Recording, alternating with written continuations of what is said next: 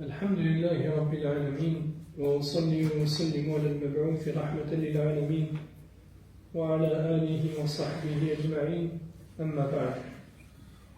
Mes frères et sœurs, Allah Tabaraka wa Ta'ala a créé la création et il a fait parmi sa loi universelle décrétée que les gens soient éprouvés. C'est pour cela qu'Allah Tabaraka wa Ta'ala dit dans le Coran Alif Lam Mim أحسب الناس أن يتركوا أن يقولوا آمنا وهم لا يفتنون ولقد فتنا الذين من قبلهم فلا يعلمن الله الذين صدقوا ولا يعلمن الكاذبين. Les gens pensent-ils qu'on les laissera dire nous avons cru sans qu'ils soient éprouvés? Nous avons certes éprouvé ceux d'avant eux afin qu'Allah sache qui sont les véridiques et qui sont les menteurs. Et Allah Tabaraka wa Ta'ala nous dit dans le Coran وَلَنَبْلُوَنَّكُمْ بِشَيْءٍ مِّنَ الْخَوْفِ وَالْجُوعِ وَنَقْصٍ مِّنَ الْأَمْوَالِ وَالْأَنفُسِ وَالثَّمَرَاتِ وَبَشِّرِ الصَّابِرِينَ الَّذِينَ إِذَا أَصَابَتْهُم مُّصِيبَةٌ قَالُوا إِنَّا لِلَّهِ وَإِنَّا إِلَيْهِ راجعون أُولَٰئِكَ عَلَيْهِمْ صَلَوَاتٌ مِّن رَّبِّهِمْ وَرَحْمَةٌ وَأُولَٰئِكَ هُمُ الْمُهْتَدُونَ. Par Allah, nous vous éprouverons quelque peu par la peur, la faim, la perte de biens, de personnes et de récoltes. Mais fais bonne annonce aux patients qui, lorsqu'un malheur les frappe, disent nous sommes à Allah et c'est vers lui que nous retournerons. Voilà ceux qu'Allah mentionne parmi les assemblées des anges et qui obtiennent la miséricorde. Voilà ceux qui sont bien guidés. Et Allah Tabaraka wa Ta'ala dit dans le Coran وَنَبْلُوكُمْ بِالشَّرِّ وَالْخَيْرِ فِتْنَةً وَإِلَيْنَا تُرْجَعُونَ. Nous vous éprouverons par le mal et par le bien, et c'est vers nous seuls que vous serez ramenés. Et Allah Tabaraka wa Ta'ala nous dit dans le Coran وَبَلَوْنَاهُمْ بِالْحَسَنَاتِ وَالسَّيِّئَاتِ لَعَلَّهُمْ يَرْجِعُونَ. Nous les avons éprouvés par l'aisance et la difficulté afin qu'ils reviennent. Et le prophète sallallahu alayhi wa sallam a montré que les gens de la foi sont les gens de l'épreuve. C'est pourquoi il a dit sallallahu alayhi wa sallam أشد الناس بلاء الأنبياء فالصالحون فالأمثل فالأمثل. Les gens les plus éprouvés sont les prophètes, puis les vertueux, puis ceux qui leur sont le plus proches. Et le prophète sallallahu alayhi wa sallam a dit إذا أحب الله عبدا أصاب منه. Lorsqu'Allah aime un serviteur, il l'éprouve, il lui fait subir une épreuve. Et le prophète sallallahu alayhi wa sallam a dit Inna 'azama al-jaza'i ma 'azama al-bala. La grandeur de la récompense correspond à la grandeur de l'épreuve. Et tout cela fait partie de quoi? De la loi universelle décrétée par Allah Tabaraka wa Ta'ala dans sa création et envers ses serviteurs. Et la loi d'Allah Tabaraka wa Ta'ala est immuable et personne ne saurait en dévier le cours. Et parmi ces épreuves, il y a les maladies, il y a les souffrances et il y a les maux auxquels les créatures sont exposées. Et elles sont de plusieurs sortes. Il y a les maladies corporelles, il y a les maladies spirituelles, il y a les maladies du cœur et d'autres choses qui sont bien connues auprès des gens.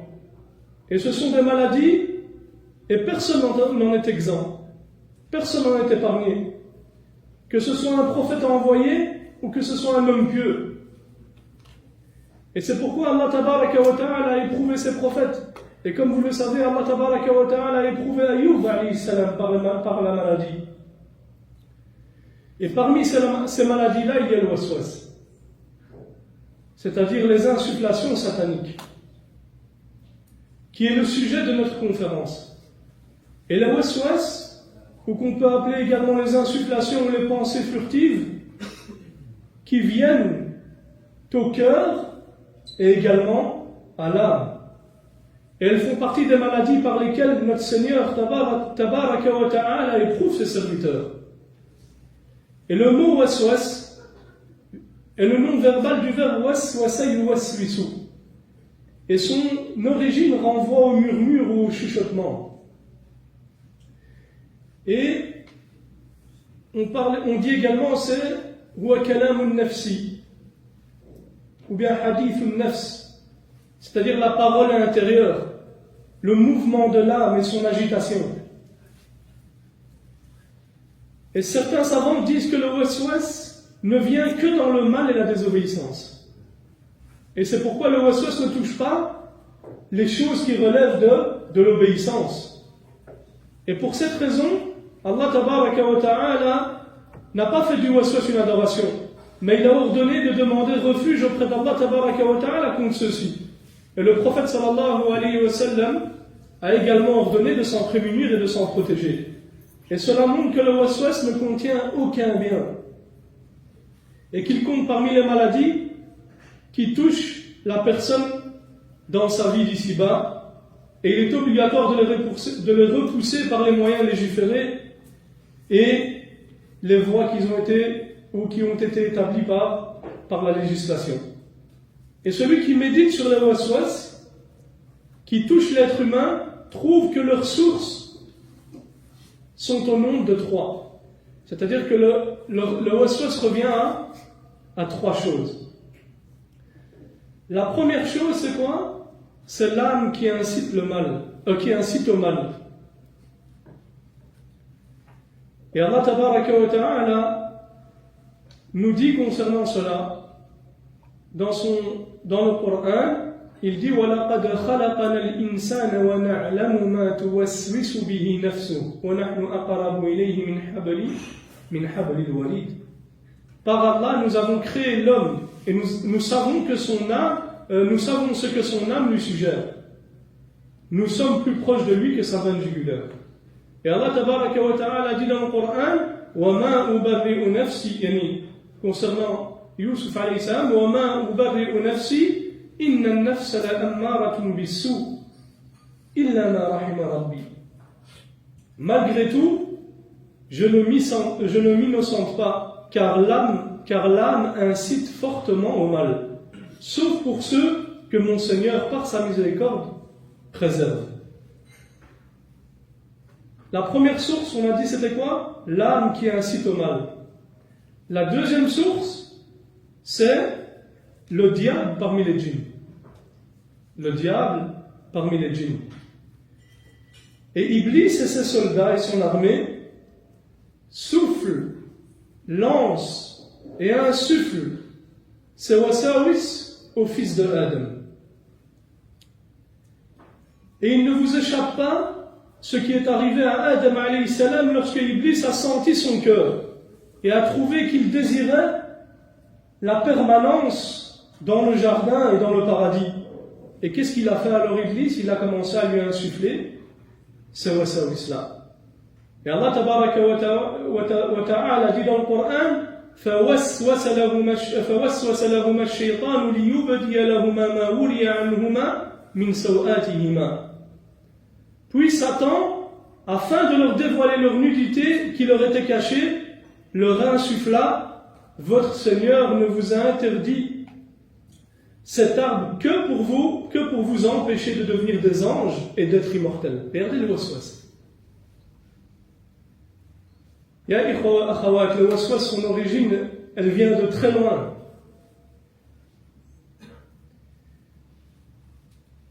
والله تبارك وتعالى dit dans le Coran également وَلَقَدْ عَهِدْنَا إِلَىٰ آدَمَ مِنْ قَبْلُ فَنَسِيَ وَلَمْ نَجِدَ لَهُ عَزْمًا وَإِذْ قُلْنَا لِلْمَلَائِكَةِ اسْجُدُوا لِآدَمَ فَسَجَدُوا إِلَّا إِبْلِيسَ أَبَى فَقُلْنَا يَا آدَمُ إِنَّ هَذَا عَدُوٌّ لَكَ وَلِزَوْجِكَ فَلَا يُخْرِجَنَّكُمَا مِنَ الْجَنَّةِ فَتَشْقَى إِنَّ لَكَ أَلَّا تَجُوعَ فِيهَا وَلَا تَعْرَى وَأَنَّكَ لَا تَظْمَأُ فِيهَا وَلَا تَضْحَى. Par Allah, nous avons pris un engagement d'Adam avant qu'il ne faute, mais il ne l'a pas observé, et nous n'avons pas trouvé chez lui de résolution ferme. Mentionne lorsque nous avons ordonné aux anges de se prosterner devant Adam, et qu'ils se prosternèrent, excepté Iblis qui refusa. Nous dîmes alors, ô Adam, il est un ennemi pour toi et ton épouse. Prenez garde qu'il ne vous fasse sortir du paradis, car tu peineras ensuite à obtenir ta subsistance. Alors qu'au paradis, tu ne connaîtras ni la faim ni la nudité, et tu n'y souffriras ni de la soif ni de l'ardeur du soleil. Puis Satan lui insuffla. Qu'est-ce qu'il dit Allah tabaraka wa ta'ala ensuite?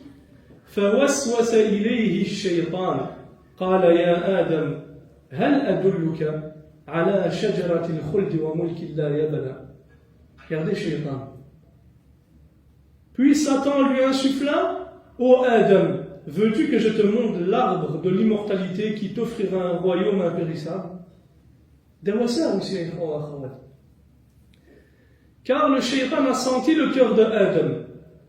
Et lorsqu'il a vu que Adam a vu ce vaste jardin et ce paradis magnifique et ce lieu magnifique, il a désiré quoi?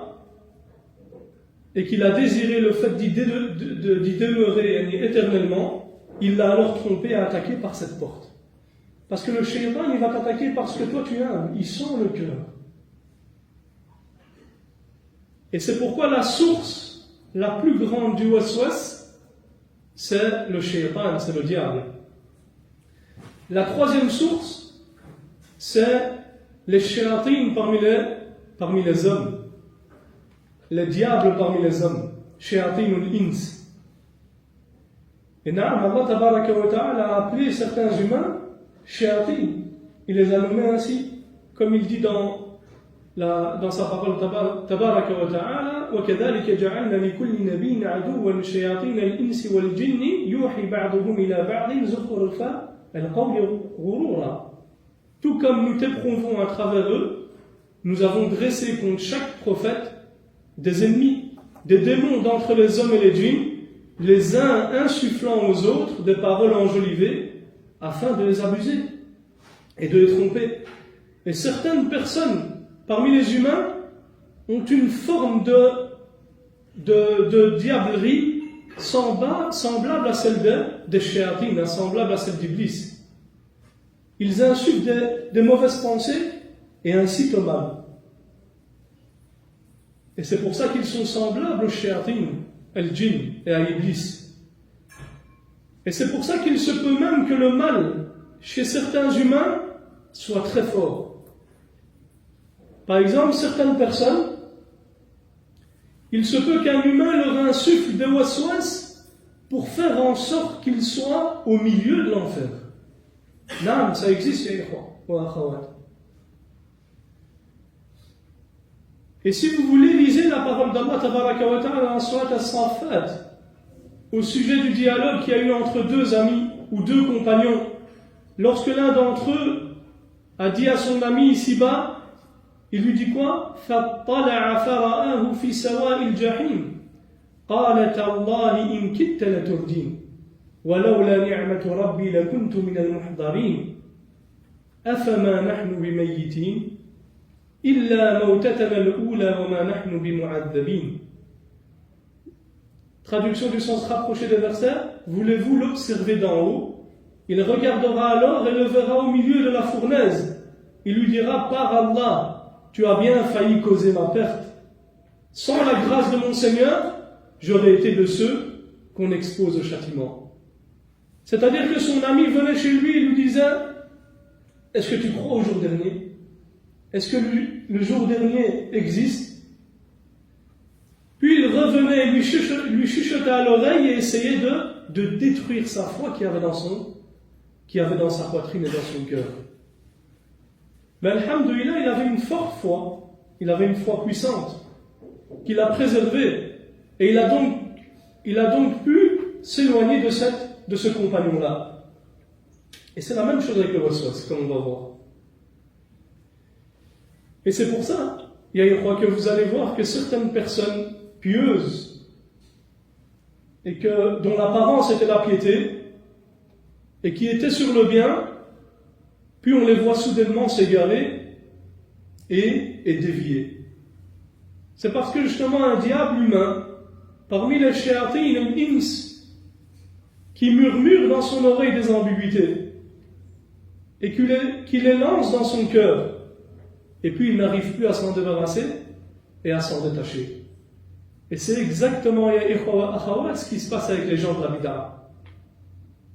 Quand les jeunes ils vont sur YouTube et ils regardent n'importe qui, ou bien qu'ils regardent les athées qui lancent leurs ambiguïtés puissantes alors qu'eux n'ont aucune science. Et la science, comme on va le voir, c'est la plus grande protection contre les wasawis et contre les ambiguïtés des shayatin al-ins et les shayatin al-jinn. Et lorsque lui il vient sur YouTube et qu'il y a autant d'ambiguïtés parmi les ambiguïtés des athées, parmi les ambiguïtés de Ahl-Bid'a et autres, et il vient sans aucune protection. Cette ambiguïté pénètre son cœur, et puis il a du mal à quoi? À s'en débarrasser. Et lorsqu'on médite sur ces trois sources, la source des wasawis, on comprend que celles-ci sont la cause, yani des wasawis. Soit une âme qui incite au mal, soit les shayatines parmi les djinns, soit un shaytan parmi les shayatines des humains. Et sache, mon frère et ma sœur, que personne n'est épargné par les wasawis. Le waswas n'épargne personne. Mais les wasawis deviennent forts chez certaines personnes et sont plus faibles chez d'autres. Et ce, en fonction de leur foi, de leur piété, de leur crainte d'Allah tabaraka wa ta'ala, de leur science, de la droiture également, et d'autres choses. Même les compagnons du prophète sallallahu alayhi wa sallam n'ont pas été épargnés par les wasawis. Leur shaytan a vu que leur foi était puissante. Le shaytan a commencé à s'agiter. Parce que le shaytan, il n'aime pas que lorsque la foi du serviteur augmente. Lui, son but c'est quoi? Il l'a même juré par la puissance d'Allah tabaraka wa ta'ala. Lui, son but c'est de t'égarer. Donc au moment où ta foi va augmenter, c'est là qu'il va t'attaquer. Et donc il est venu à ces compagnons-là, radiyallahu anhum, avec une armée de wasawis. Et il leur a lancé des flèches de wasawis et de confusion, mais la foi qui se trouvait dans leur poitrine a permis de briser ces flèches-là et de briser cette armée de wasawis. Donc toi, mon frère et ma sœur qui sont touchés par les wasawis, ne dis pas je suis le seul à être touché par cela. Abadan. Wallah, il a 90%, 90% pour les Français, des questions qui viennent au Tullab al-Ilm, c'est des questions qui sont liées aux wasawis. Il y a énormément de gens qui sont touchés par cela. Énormément de jeunes. Et Wallah, c'est devenu un fléau. Donc ne te dis pas que je suis le seul touché par ces wasawis. Les compagnons du prophète sallallahu alayhi wa sallam ont été touchés par les wasawis. Mais ils l'ont combattu. Ils les ont combattus. Et ils les ont repoussés. Avec leur foi. Donc personne n'en est épargné. Mais les wasawis sont plus forts chez certains et plus faibles chez d'autres, comme on a dit, en fonction de leur foi, en fonction du tawhid, en fonction de leur piété, de leur science, de leur droiture, de la connaissance également en matière de traiter les wasawis et le fait qu'ils s'y refusent et qu'ils les repoussent. Et les wasawis sont traversés toute l'humanité, ya ikhwa wa akhawat. Adam, le père des hommes, le père des humains, le shaytan lui a insufflé des wasawis. Comme on l'a dit, il y a Adam, هل أدلك على شجرة الخلد وملك لا يبلى. Puis Satan lui insuffla, ô Adam, veux-tu que je te montre l'arbre de l'immortalité qui t'offrira un royaume impérissable. Donc ça, ce sont les sources des wasawis que nous avons mentionnées. Et Allah tabaraka wa ta'ala nous a expliqué que le diable et le shaytan est un ennemi. Et il existe aussi parmi les humains des ennemis. Alors comment repousser cet ennemi-là? Lis par exemple la sourate Al-Fussilat. Qu'est-ce qu'il dit Allah Tabaraka wa Ta'ala? Dans la sourate Al-Fussilat, il dit وَلَا تَسْتَوِي الْحَسَنَةُ وَلَا السَّيِّئَةُ ادْفَعْ بِالَّتِي هِيَ أَحْسَنُ فَإِذَا الَّذِي بَيْنَكَ وَبَيْنَهُ عَدَاوَةٌ كَأَنَّهُ وَلِيٌّ حَمِيمٌ وَمَا يُلَقَّاهَا إِلَّا الَّذِينَ صَبَرُوا وَمَا يُلَقَّاهَا إِلَّا ذُو حَظٍّ عَظِيمٍ وَإِمَّا يَنزَغَنَّكَ مِنَ الشَّيْطَانِ نَزْغٌ فَاسْتَعِذْ بِاللَّهِ إِنَّهُ هُوَ السَّمِيعُ الْعَلِيمُ. La bonne action et la mauvaise ne sont pas semblables. Réponds au mal de la meilleure façon et tu verras celui qui te témoignait de l'animosité devenir tel un ami chaleureux. Mais cette qualité n'est donnée qu'à ceux qui endurent et elle n'est donnée qu'aux possesseurs d'une part de bien et de récompense immense. Et si Satan t'insuffle de répondre au mal par le mal, cherche refuge auprès d'Allah, car il est l'audient, l'omniscient. Ainsi, l'être humain, il a en face de lui deux ennemis. Un ennemi humain et un ennemi parmi les shayatin, parmi les djinns et les diables. Quant à l'ennemi parmi les humains, Allah Tabaraka wa Ta'ala nous a orientés de le repousser par quoi? Par al-mudara. Et faites bien ici, al-mudara, c'est pas le mudahana. Al-mudara, c'est quoi? Comme l'ont expliqué les ulama, c'est le fait de repousser le mal avec douceur. D'autres ont dit, c'est le fait de repousser le mal par ce qui est meilleur, comme l'a dit Ibn al-Qayyim. D'autres ont dit, c'est la complaisance permise et la douceur. Quant à al-mudahana, avec quoi il ne faut pas confondre, c'est qu'al-mudahana, c'est le fait de ne pas condamner le blâmable lorsqu'on en a la capacité, par complaisance envers celui qui le commet, ou pour ménager d'autres personnes, ou par manque de considération pour la religion. Ça, c'est le mudahana. Ou le fait de fréquenter les débauchés et les pervers, de montrer son approbation envers ce qu'ils font, sans les réprouver et les blâmer. Ça, c'est ce qu'on appelle le mudahana. Quant à l'ennemi, parmi les shayatin, du fait qu'on ne les voit pas, qu'on ne peut agir avec eux avec douceur, et que le shaytan a certes déclaré son animosité depuis longtemps et qu'il a juré par la puissance d'Allah Tabaraka wa Ta'ala qu'il allait tous nous fourvoyer, comme il a dit فَبِعِزَّتِكَ لَأُغْوِيَنَّهُمْ أَجْمَعِينَ. Par ta puissance, je les fourvoierai tous. Shaytan, il a juré à Akhi wa Ukhti qu'il allait tous nous fourvoyer, nous égarer, et qu'il ne voulait épargner personne parmi les serviteurs d'Allah Tabaraka wa Ta'ala. Et c'est pour ça qu'Allah Tabaraka wa Ta'ala nous a ordonné de le repousser par quoi? Par l'isti'adha, comme il l'a mentionné dans le verset, c'est-à-dire la demande de refuge. Le fait de se réfugier auprès d'Allah Tabaraka wa Ta'ala contre cet ennemi qu'on ne voit pas.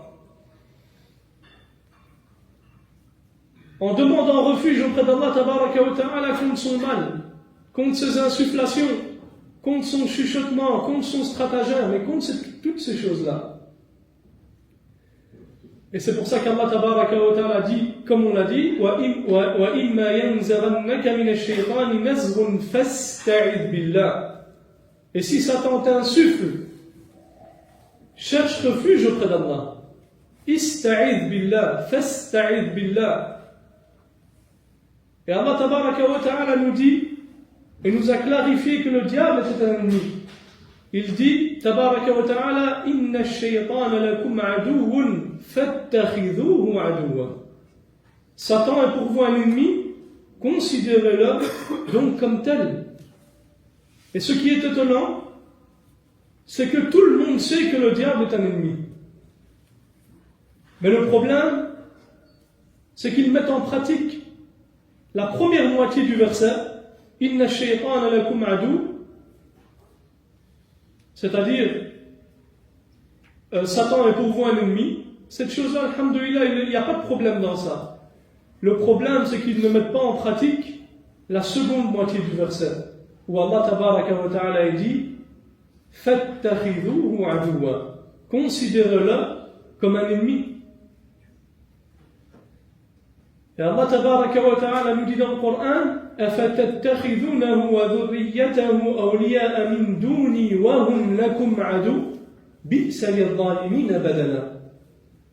Le prendrez-vous, c'est-à-dire le diable, ainsi que sa descendance, pour mettre en dehors de moi, alors qu'ils vous sont ennemis. Et beaucoup de gens prennent le diable comme maître sans le savoir. Et même parmi les musulmans, la plupart de ceux qui ont pris le diable comme maître, ce sont ceux atteints par les wasawis. Et on va le voir pourquoi. Car ils leur obéissent, ils lui répondent, et ils suivent ses insufflations. Et ils acceptent ce qu'il lance comme doute et insufflation dans leurs âmes. Tu ne les vois pas repousser, les wasawis. Quand ils rentrent pour faire le wudu, comme on va le voir, on va donner des exemples, ils regardent l'eau couler pendant 10 minutes avant de commencer à laver ses mains. Pourquoi? Parce qu'il a des wasawis qui viennent et il leur répond. Il rentre dans un dialogue avec ces wasawis-là. Jusqu'à l'eau, elle s'écoule, et lui il regarde. Subhanallah, quand on le regarde, c'est comme si on voyait un fou. Et lui, il sait que le diable, c'est un ennemi. Ceci dit, il répond à ce que, au wasawis que le diable lui lance. Et il rentre dans des dialogues avec ce waswas. Qu'Allah tabaraka wa ta'ala nous en préserve. Ainsi, mes frères et sœurs, le waswas est une maladie très dangereuse. Et il est obligatoire pour chaque individu de ne pas accepter cette maladie. Car celle-ci touche la religion de la personne. Que ce soit dans les questions de la science religieuse, dans les questions pratiques, dans les fondements, dans les branches, dans la croyance, dans les actes. Comme on va voir tout de suite, Inch'Allah. Il est donc obligatoire à la personne de lutter contre son âme et de rejeter et de repousser ses wasawis en suivant les voies légiférées et les méthodes reconnues dans le traitement du waswas. Et lorsqu'on observe les musulmans touchés par le waswas, on peut constater que cette maladie existe chez certaines personnes dans la croyance. Il y a des frères et sœurs qui ont des wasawis qui sont dans la croyance.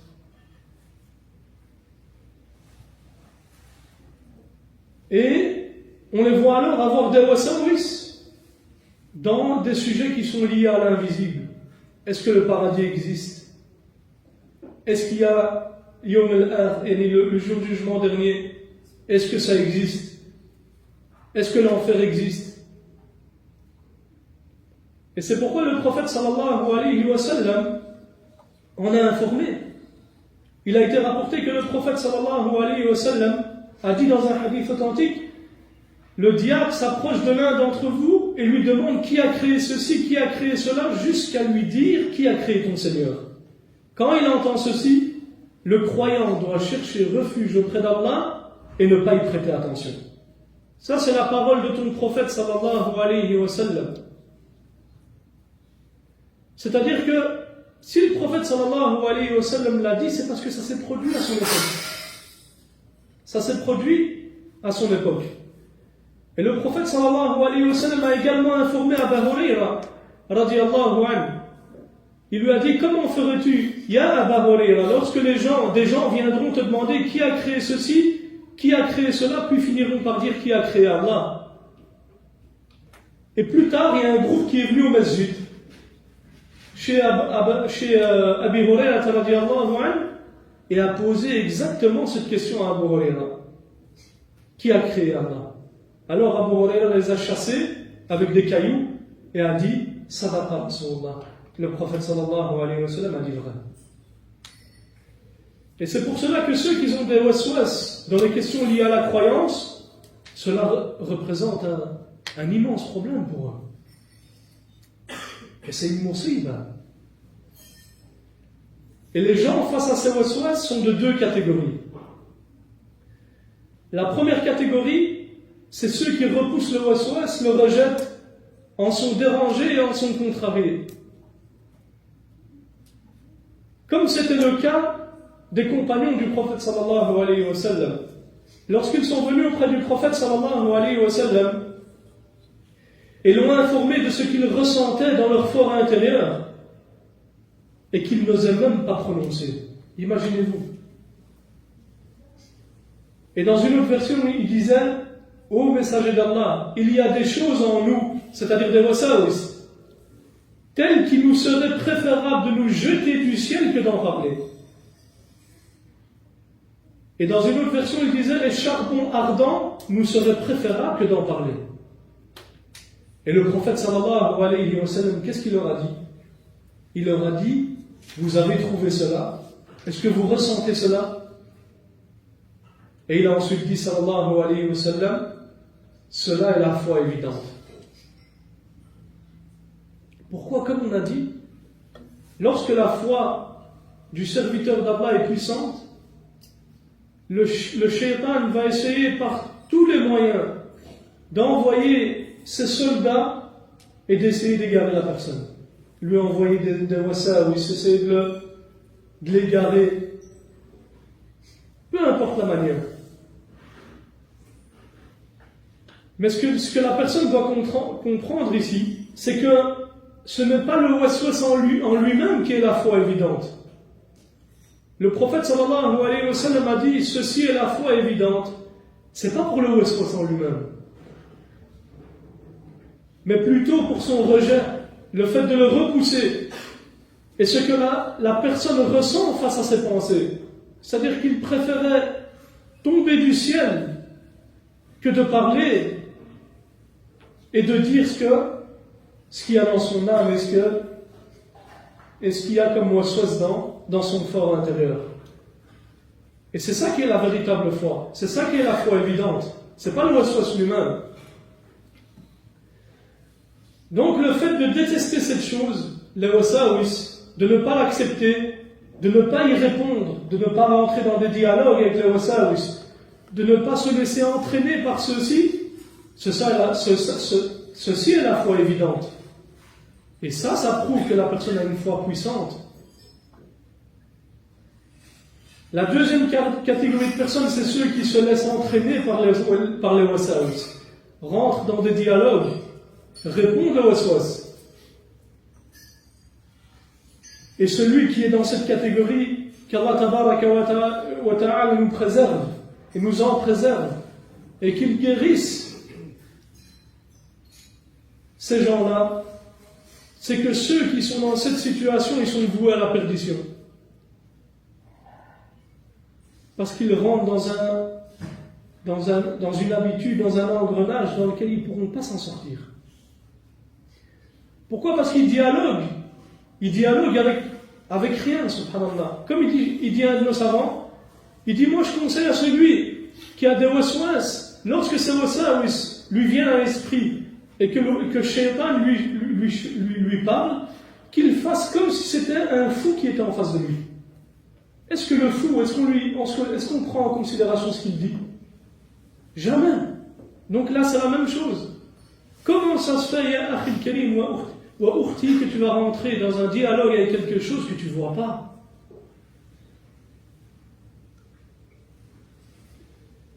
Et c'est pourquoi tu trouveras que parmi ceux qui sont atteints par le wasawis, on parle ici de waswas qahri, c'est que tu trouveras des personnes qui annoncent publiquement leur apostasie.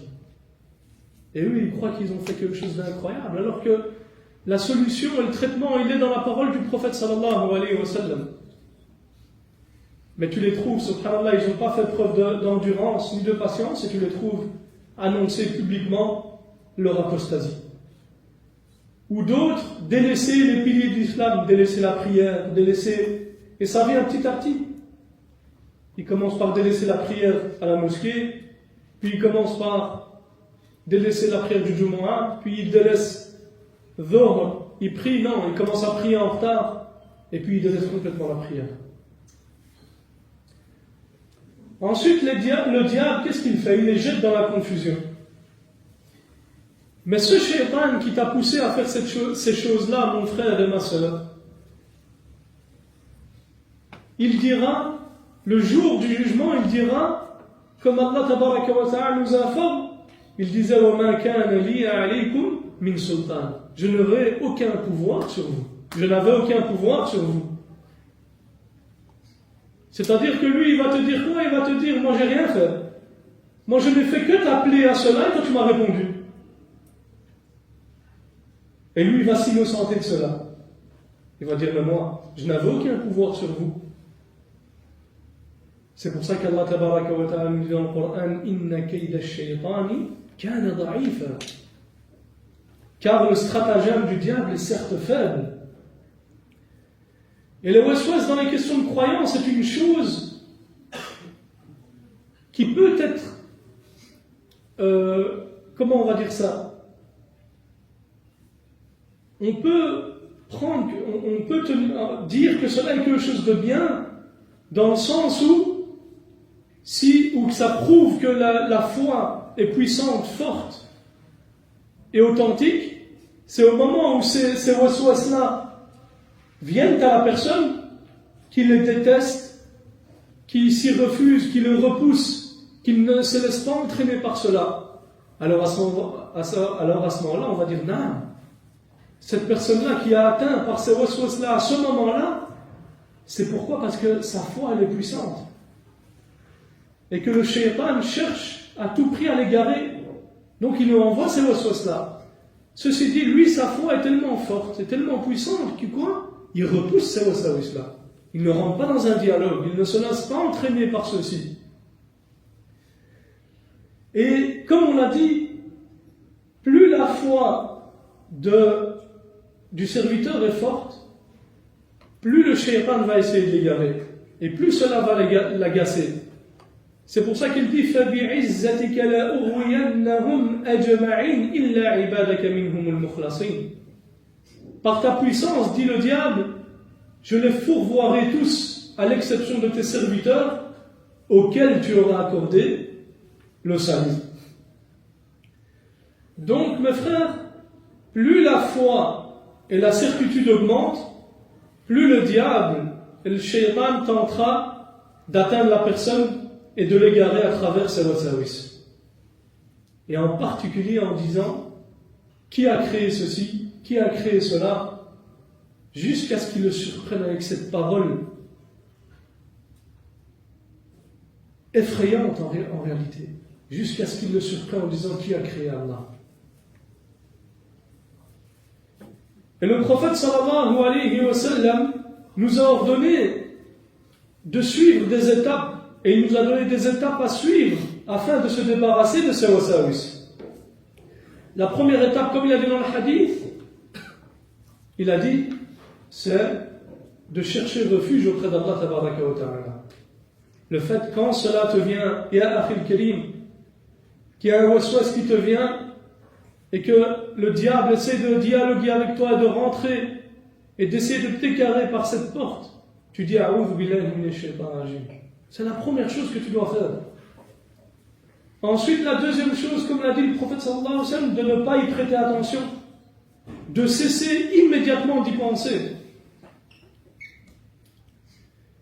Que ce soit en s'occupant par une affaire religieuse ou mondaine. Si maintenant le waswas y vient, tu lis le Coran, tu lis des hadiths, tu lis la sira du prophète sallallahu alayhi wa sallam, tu assistes à des cours, tu ne t'isoles pas, tu vas voir tes frères. Ou même une activité mondaine. Une activité qui te permettra de quoi? De te détourner de ces wasawis-là. Si tu aimes le sport, fais du sport. Tu aimes cuisiner, cuisine. Tu aimes faire des gâteaux, fais des gâteaux. Mais tu ne dois pas rentrer en dialogue et te laisser entraîner par ces wasawis-là. Essaye de t'occuper par des choses qui détourneront ton attention de ces choses-là. Mais malheureusement, la plupart des gens ne mettent pas en pratique ces choses-là. Même si la personne vient, parce que nous, on a déjà eu le cas, quand on conseille à la personne et on leur dit exactement ce qu'a dit le prophète sallallahu alayhi wa sallam, ils disent quoi? J'ai essayé mais ça ne fonctionne pas. Impossible mon frère. C'est impossible que tu as essayé et que ça ne fonctionne pas. C'est le prophète sallallahu alayhi wa sallam qui t'a ordonné de faire ça.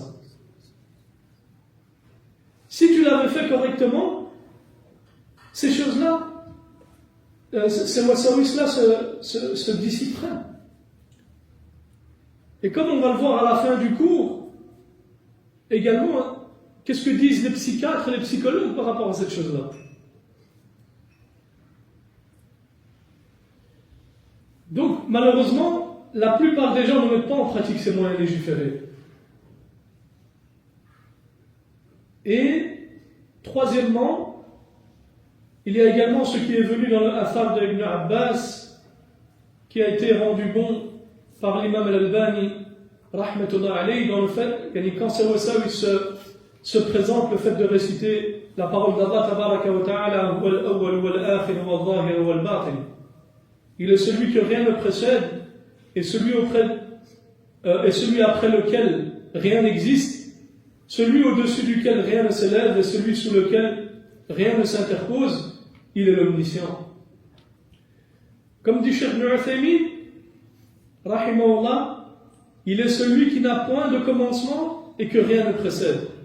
Celui qui n'a point de fin et auquel rien ne peut succéder. Celui qui domine toutes les créatures et au-dessus duquel rien ne s'élève. Celui sous lequel rien ne s'interpose, ni montagne ni mur, rien ne lui échappe, il connaît toutes choses. Il a été également dit pour Al-Batin qu'il est proche de ses serviteurs de par sa science et ce qui l'englobe, et avec les croyants de par son secours et son soutien. Et Ibn Abbas radiyallahu anhuma a conseillé de réciter ce verset à un homme qui ressentait en lui-même quelque chose. Il lui a conseillé de réciter ce verset. Donc au moment où tu dis A'udhu billahi minash shaitanir rajim, si encore c'est présent, tu te détournes de ces choses-là et tu récites ce verset. Et c'est comme cela que la personne doit agir avec les wasawis. Parmi les choses qui aident également, c'est le fait de méditer sur les signes d'Allah tabaraka wa ta'ala universels et religieux. Car cela renforce énormément la foi. C'est pourquoi Allah tabaraka wa ta'ala a ordonné à la création et aux créatures de méditer sur cette création. Allah tabaraka wa ta'ala nous dit قُلِ انظُرُوا مَاذَا فِي السَّمَاوَاتِ وَالْأَرْضِ. Dit, regardez ce qui est dans les cieux et sur la terre. Il dit également tabaraka wa ta'ala فَلْيَنْظُرِ الْإِنسَانُ مِمَّا خُلِقَ. Que l'homme considère de quoi il a été créé. Il dit également وَفِي أَنفُسِكُمْ أَفَلَا تُبْصِرُونَ. Ainsi qu'en vous-même, n'observez donc vous pas. Et il dit tabaraka wa ta'ala إن في خلق السماوات والأرض واختلاف الليل والنهار لآيات لأولي الألباب الذين يذكرون الله قياما وقعودا وعلى جنوبهم ويتفكرون في خلق السماوات والأرض ربنا ما خلقت هذا باطلا سبحانك فقنا عذاب النار. Ceux qui, debout, assis, couchés, mentionnent Allah, méditent sur la création des cieux et de la terre et disent Seigneur, tu n'as pas créé tout cela en vain. Gloire et pureté à toi, préserve-nous du châtiment de l'enfer. Et Allah tabaraka wa ta'ala dit dans le Coran أَفَلَا يَنْظُرُونَ إِلَى الْإِبِلِ كَيْفَ خُلِقَتْ وَإِلَى السَّمَاءِ كَيْفَ رُفِعَتْ وَإِلَى الْجِبَالِ كَيْفَ نُصِبَتْ وَإِلَى الْأَرْضِ كَيْفَ سُطِحَتْ. Ne voit-il pas comment les chameaux ont été créés et le ciel comment il a été élevé et les montagnes comment elles ont été dressées et la terre comment elle a été nivelé. Et tout cela, ya ikhwa wa akhawat, ce sont des signes grandioses et incroyables, visibles devant nous, qui indiquent et montrent la grandeur du Créateur, tabaraka wa ta'ala. Quant à ce waswas que le diable insuffle, la réponse est simple. Cette création doit forcément avoir un commencement. Et ce commencement doit nécessairement provenir d'un Créateur. Et elle doit également avoir une fin. Et cette fin sera vers le Créateur. Et ceci est une évidence que la raison comprend dès le départ, avant même d'aller plus loin. Car si à présent tu demandes et tu te dis qui a créé Allah, tu tomberas alors dans une succession infinie qui ne s'arrêtera jamais. Ça ne s'arrêtera jamais. Ceci a créé ceci, ceci a créé ceci, ceci a créé ceci. Et c'est une succession infinie qui ne se terminera jamais, qui ne finira jamais. Et Allah tabaraka wa ta'ala nous dit dans le Coran, ذَلِكَ بِأَنَّ اللَّهَ هُوَ الْحَقُّ وَأَنَّ مَا يَدْعُونَ مِن دُونِهِ هُوَ الْبَاطِلُ. Il en est ainsi car Allah est l'unique Dieu véritable, alors que ce qu'ils invoquent en dehors de lui est le faux, et qu'Allah est le très haut et le grand. Et Allah tabaraka wa ta'ala nous dit, comme nous avons lu, huwa al-awwal wal akhir wal zahir wal batin. Et comme l'a dit le poète, quant à celui qui doute encore, qu'il jette simplement un regard sur sa création, il verra son doute et sa négation s'effacer. Donc le traitement efficace contre le waswas, chercher refuge auprès d'Allah tabaraka wa ta'ala. Cesser immédiatement d'y penser et ne pas répondre à ses waswas. Occuper son esprit par un acte religieux ou mondain. Lire les sourates protectrices comme Al-Falaq, les dernières sourates du Coran, An-Nas, qui protègent par la permission d'Allah tabaraka wa ta'ala. Également, il y a ikhwa akhawat, ce qui aide grandement à guérir et à se prémunir également d'un wasawis, c'est l'ilm al-shara'i, le fait d'apprendre sa religion. Et rien n'est plus dur pour le shaytan que le savant. Il n'y a pas une chose plus difficile et plus dure pour le shaytan qu'un savant. Car le shaytan peut parfois atteindre les dévots, c'est-à-dire l'adorateur, les dévots. Mais avec le savant, il n'arrive qu'à leur glisser des petites tentations, des petites fitnas. Ici et là, en passant rapidement, furtivement.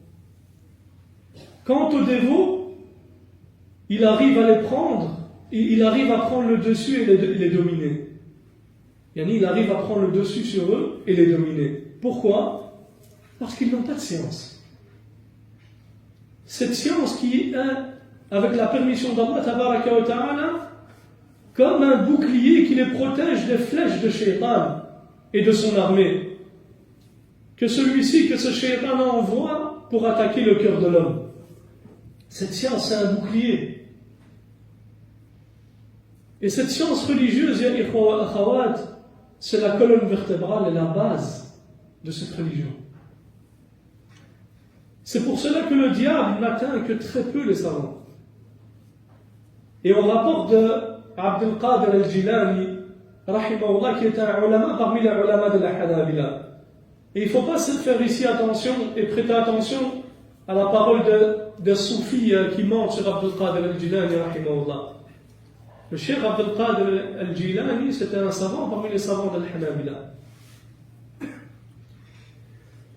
Et il rapporte, subhanallah, de lui qu'un jour il est sorti pour contempler les signes d'Allah tabaraka wa ta'ala. Il est sorti dans le désert.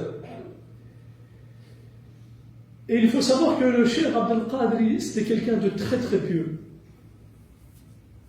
D'ailleurs, il y a beaucoup de karamats de miracles qui ont été rapportés autour de celui-ci, le cheikh Abdul Qadir al-Jilani, rahimahullah ta'ala.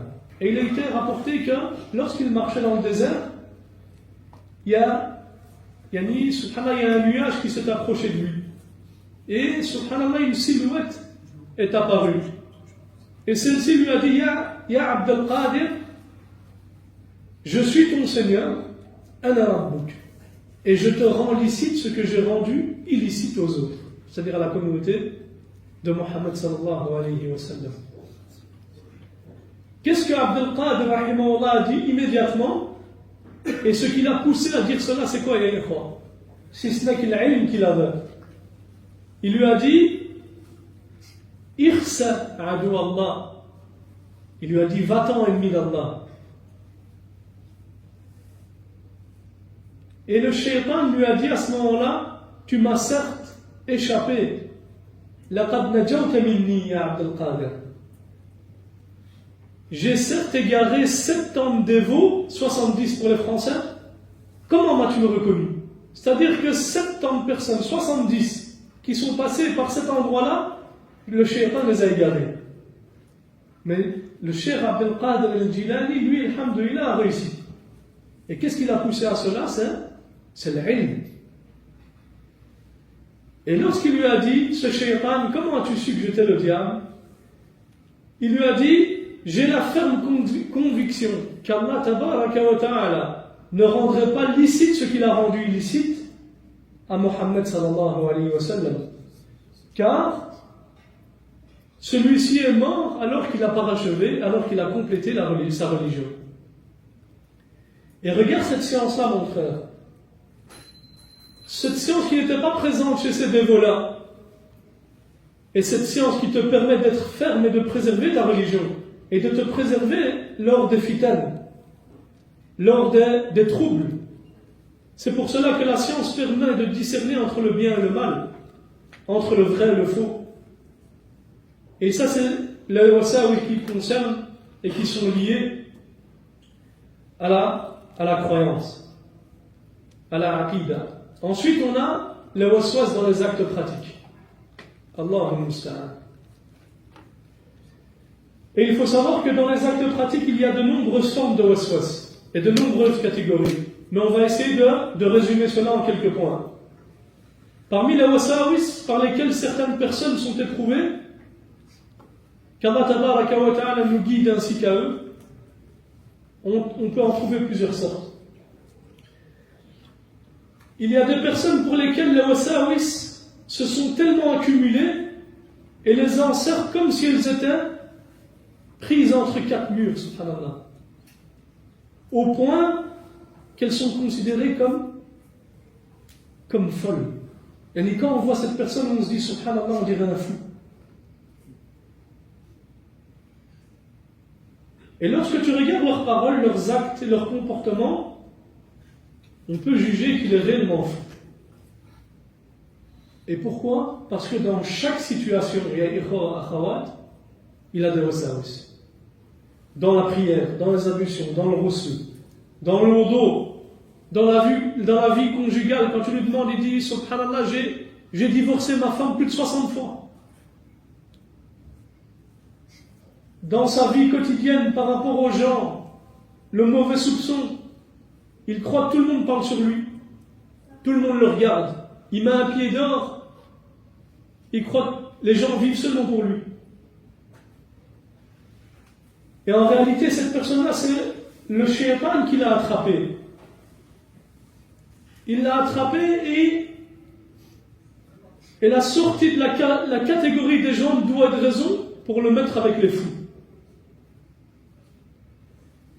Et c'est pourquoi cette catégorie de personnes, qu'Allah tabaraka wa ta'ala nous guide ainsi qu'à eux, est en réalité touchée par une épreuve immense. On ne s'en rend pas compte. Tout ce qu'il fait, il a des ressources. L'eau d'eau, 1 heure à la toilette. La prière, il la recommence jusqu'à ce qu'elle sorte. Il sort dehors et croit que tout le monde le regarde.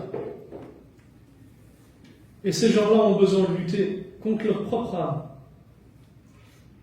et de la combattre afin de revenir au droit chemin et à la voie droite.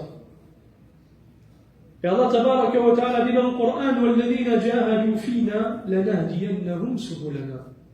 Quant à ceux qui luttent pour notre cause, nous les guiderons sur les sentiers sur les sentiers menant à nous.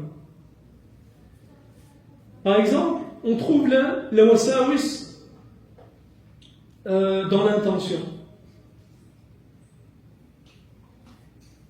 Tu trouveras, des gens qui ont réellement des wasawis dans l'intention. Et ça, tu peux même les trouver, tu les vois souvent parce que c'est des gens, subhanallah, ils sont très assidus aux adorations. C'est des gens qui sont très assidus à l'adoration. Mais ils essayent de faire les choses parfaitement. Jusqu'à ce que le shaitan, comme on a dit, il sent le cœur de la personne. Et il sait qu'il pourra rentrer dans cette porte avec lui. La même chose, je crois, maintenant qu'on voit avec nos frères avec Tajwid. Ils en ont fait du Tajwid jusqu'à ce que les gens, ils ont peur de lire le Coran, les croix. Ils prennent un miroir et regardent leur bouche. Nous, on avait un prof à la Jamia, il s'appelle Belouchi. C'était un des profs les plus durs dans le Coran. Wallahi, il ne rigolait pas. Et il y avait des frères, subhanallah, ils étaient éprouvés par cela. Lorsqu'ils lisaient le Coran, ils bougeaient leur bouche, subhanallah. Et le cheikh, à ces gens-là, il leur mettait la plus mauvaise note. Alors qu'en apparence, subhanallah, on croyait que c'était les gens qui maîtrisaient le plus le Coran. Il leur disait, vous rendez difficile ce qu'Allah tabaraka wa ta'ala a rendu facile. وَلَقَدْ يَسَّرْنَا الْقُرْآنَ لِلذِّكْرِ فَهَلْ مِن مُدَّكِرٍ. Lui, il bouge sa bouche à gauche, à droite, au-dessus. Sa langue, elle va en bas, en haut, à gauche, elle se divise en deux. On voit des choses incroyables, et crois. Alors qu'à la base, subhanallah, c'est quelque chose de simple. Pourquoi tu la rends compliquée? Quand tu le vois dans le premier saf, tu le vois, il garde les mains levées comme ça, pendant 2 minutes. Il regarde, il fixe le sol. Pourquoi? Parce que lui, il essaie de se concentrer pour une intention. Ya Akhil Karim, le fait que tu es là, tu as déjà ton intention, c'est déjà une intention. Tu es sorti de chez toi, tu es en prière. Et il reste comme ça. Subhanallah, la ilaha illallah. Donc au moment où il fait le takbir, qu'est-ce que le shaitan vient lui dire? Tu n'as pas fait le takbir. La ilaha illallah. Ou bien il lui dit, il y en avait un, je connaissais, subhanallah, Allah tabaraka wa ta'ala, alhamdulillah, il a guéri. Il disait Allahu Akbar.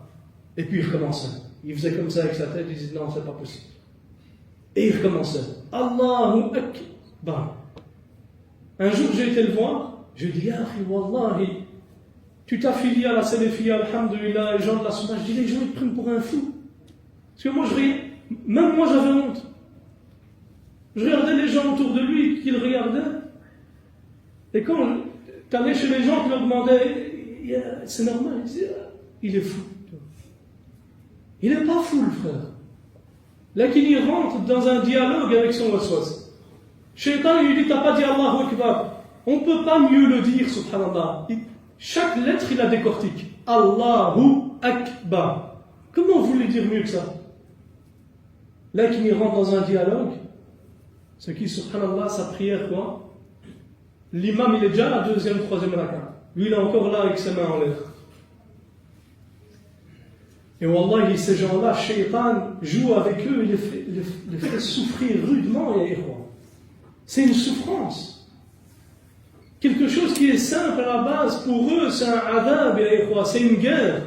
Lever ses mains et dire Allahu Akbar, remercier Allah tabaraka, soyez reconnaissants envers Allah. Pour eux, le fait de lever et dire Allahu Akbar, c'est une guerre, c'est un djihad fi sabilillah. Et ce qui est incroyable, c'est que l'intention, elle se trouve où? Elle se trouve dans le cœur.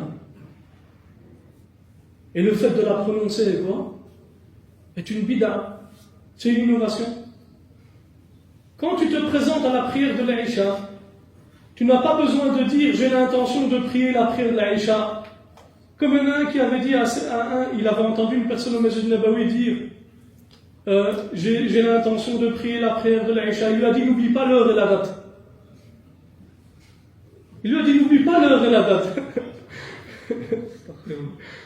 Mais n'oublie pas. Telle heure, telle date. Comme ça au moins, alhamdoulilah, au moins, tout est clair. Donc, subhanallah, il n'y a pas besoin de tout cela. Alhamdulillah. Lorsque tu sors de chez toi pour aller vers la mosquée,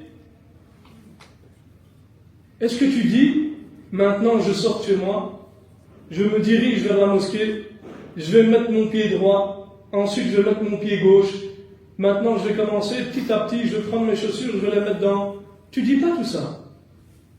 Pourquoi tu dois le dire au moment de prier, au moment de faire le takbir?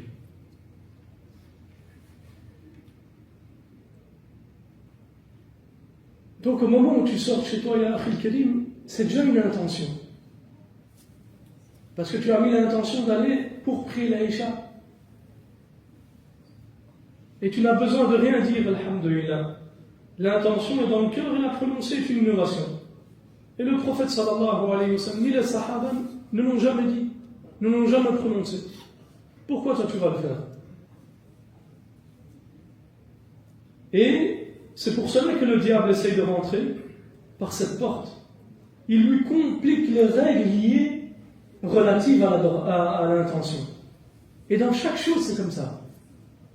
Au moment où le shaitan il sent que cette personne-là elle a un problème, qu'il sent qu'il peut rentrer par cette porte, il va rentrer par cette porte. Pourquoi? Parce qu'en réalité, il n'a pas appris les règles relatives à l'intention. Et si maintenant il avait appris ces règles-là, il n'aurait pas eu besoin de tous ces efforts, ces souffrances, ces adab. Imaginez-vous, Yahya, et là je m'adresse à ceux qui ont des wasawis dans l'intention. Si maintenant tu veux accueillir un savant chez toi, ou un talab al-ilm, Wallahi ya akhi al-karim, est-ce qu'il est raisonnable et fait partie de la raison saine que tu lui dises j'ai l'intention de me lever maintenant pour te saluer? Est-ce que tu dis ça? Tu t'imagines? Qu'est-ce qu'il va dire le savant ou le talab al-ilm qui te voit dire ça? Tu te lèves, tu dis maintenant j'ai l'intention de me lever et de te saluer, tu regardes, tu dis salam alaikum. Qu'est-ce qu'il va penser de toi? Il va dire mais lui il est fou.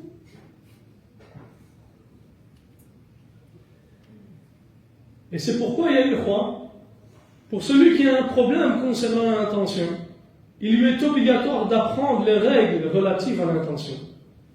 Conformément à la guidée de la sunna du prophète sallallahu alayhi wa sallam, et telle qu'elle a été établie par le prophète sallallahu alayhi wa sallam. Et qu'est-ce qu'ils disent les savants? Les savants ils disent que l'intention c'est la détermination du cœur à accomplir un acte. Et sa place est dans le cœur. Et le fait de la prononcer est une bid'a. Toi, au moment où tu sors de ta maison, tu es en prière. Et lorsque tu te tiens debout pour prier, tu n'as pas besoin de dire quoi que ce soit. Non, les savants, ils ont parlé de certains sujets, comme est-ce que lorsque l'intention précède le tekbir ou elle coïncide avec le tekbir. Mais tout ça, la question est large et vaste. Et on peut en discuter. Mais c'est même si ce n'est pas le moment. Mais le fait que tu sois là, présent dans le saf, et que tu penses encore que tu es là pour autre chose que la prière de l'Aïcha, c'est quelque chose d'incroyable.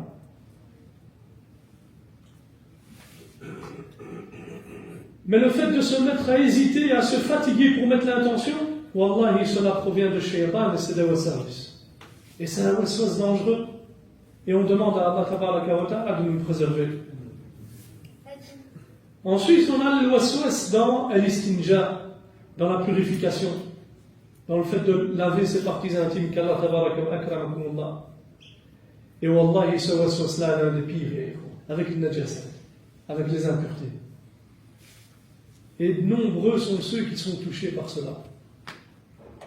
Certains, restent, wallahi, de mes propres yeux, je l'ai vu. Ils restent 1 heure aux toilettes. Certains ratent même le vendredi, la prière du vendredi. Lui, il sait qu'il a des wasawis. Wallahi, la prière, elle a 1 heure, à 11 heures, il commence à faire ses ablutions, à se laver.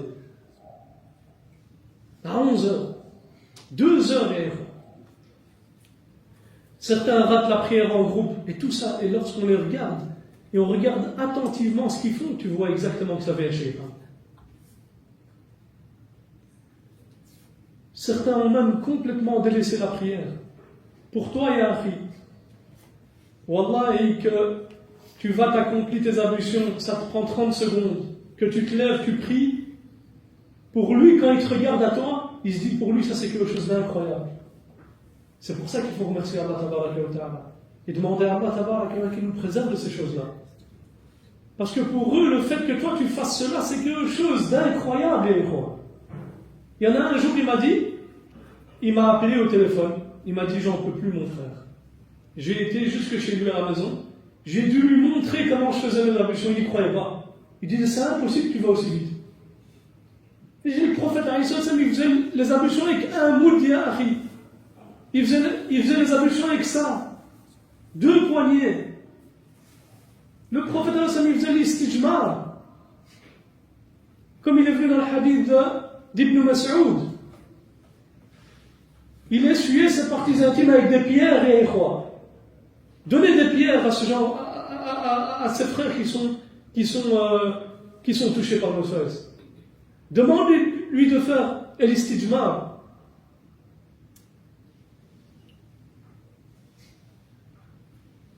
Et pourquoi tout cela, les ikhwa? C'est que lui, au moment où il rentre aux toilettes, akramakumullah, le diable vient à lui. Et lui, qu'est-ce qu'il fait? Il rentre dans un dialogue avec Shaitan. Et ça commence, les ikhwa. Ça commence. Comme s'il tendait la main au diable et il dit, khalas, maintenant tu peux commencer à parler, je t'écoute. C'est comme s'il disait, Faddal, je rentre aux toilettes, mets-moi les menottes maintenant. Attache-moi. Et le diable commence alors à jouer avec lui comme il joue avec qui? Comme un enfant joue avec une balle. La même chose.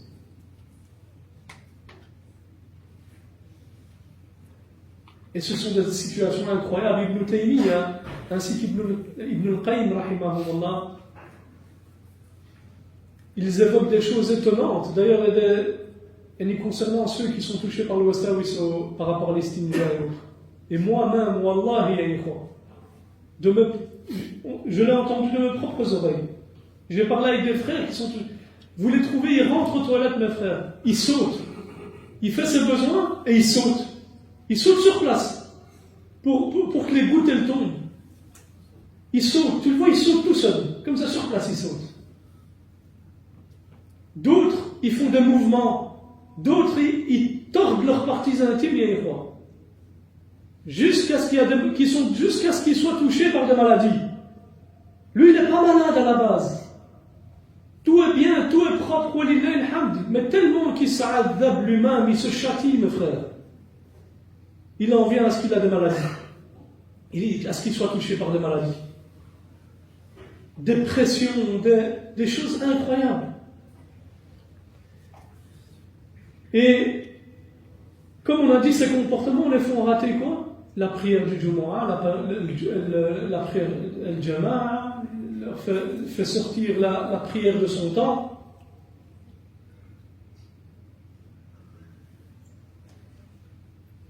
Et certains, wallahi, ils sont devenus complètement fous. Et moi, j'ai eu le cas, je vais vous l'expliquer après, avec un frère qui est devenu complètement fou. J'ai essayé, Lillah Azza wa Jal, d'aller essayer de le raisonner, impossible. Sa maman, elle est quoi? Sa noble mère, qu'Allah la préserve, qui m'appelle au téléphone. Elle dit, je ne sais plus quoi faire avec mon fils. Tout ça à cause de quoi il rentre dans des dialogues improbables et quoi. Ce qu'il dit, c'est flou. Tu ne sais même plus discuter avec lui. C'est impossible, tu ne sais pas quoi lui dire. Il te dit des choses, tu ne sais même plus quoi lui répondre, tu ne sais pas quoi lui dire. C'est tellement insensé. Qu'Allah les guérisse et qu'Allah nous préserve de ces épreuves.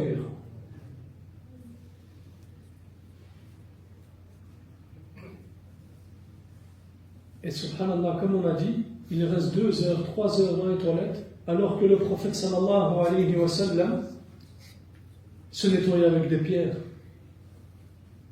Imaginez-vous, comme elle a été rapporté dans le hadith d'Ibn Mas'ud. Le prophète sallallahu alayhi wa sallam s'est nettoyé avec 3 pierres, puis il a fait ses ablutions, et puis il a été à la mosquée. Aussi simple que ça. Et où sont nos frères et sœurs touchés par les wasawis dans cela par rapport au hadith du prophète sallallahu alayhi wa sallam? Où ils sont par rapport au fi'l du prophète sallallahu alayhi wa sallam?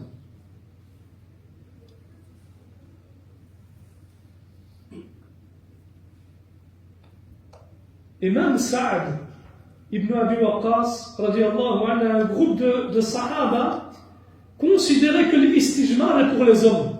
eux ils disaient l'istijmar c'est pour les hommes et l'istinja c'est pour les femmes. Bien sûr, ça c'est un sujet qui fait l'objet d'une divergence, mais pour vous dire que certains parmi les compagnons ils voyaient que l'istijmar c'était pour les hommes.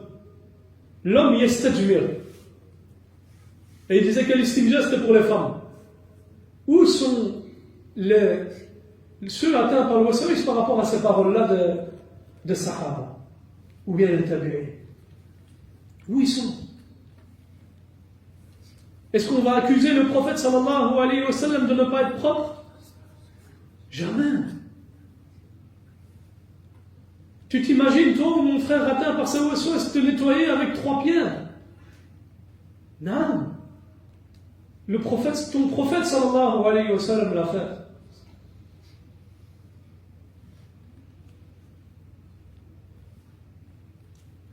Et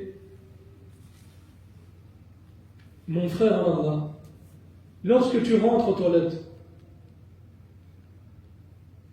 tu te nettoies avec du papier toilette propre. Puis tu sors et tu fais tes ablutions, c'est fini. Alhamdulillah. Il n'y a plus rien d'autre à faire. Il n'y a aucun mal à faire ça. Même si tu n'as pas utilisé de l'eau. Ici, on parle de l'istijmar, le fait que tu te nettoies qu'avec du papier toilette. Non, c'est permis, non, c'est permis.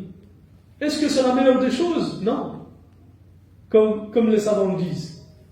Est-ce que ça purifie? Oui, ça purifie. Si tu le fais, est-ce que tu peux prier comme ça? Non, tu peux prier comme ça. Et comme les fuqaha l'ont mentionné, ils disent que ce qui reste, les traces restantes, on ne les prend pas en considération. T'es excusé, c'est pardonné. C'est ça qui est incroyable. On a des règles dans notre religion. On a des règles dans la charia. Donc on ne prend pas en considération, ou bien les restes et les traces restantes, après avoir fait l'istijmar, elles sont pardonnées. Du moment que la personne le fait 3 fois. Il s'essuie 3 fois. Après ce qui reste, alhamdoulilah, bien sûr, nous on parle des traces restantes ici qu'on ne peut pas enlever. On parle pas de ce qu'on peut enlever. Mais si maintenant la personne a l'ajtahad 3 fois, alhamdoulilah, la grosse partie, alhamdoulilah, est purifiée, ce qui reste, les ulama, ils ont dit quoi? Ils ont dit que c'était excusé et que c'était pardonné.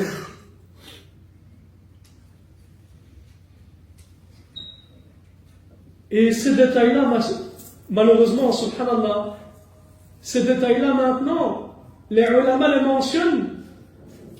Pourquoi ils insistent sur cela? C'est parce qu'il y a énormément de personnes qui sont touchées par les wasawis. Certains ulama, ils font des ahkam. Ils parlent, ils font des muhadara, des conférences sur ahkam al-muwaswasin. Les règles religieuses relatives à ceux qui sont touchés par le waswas.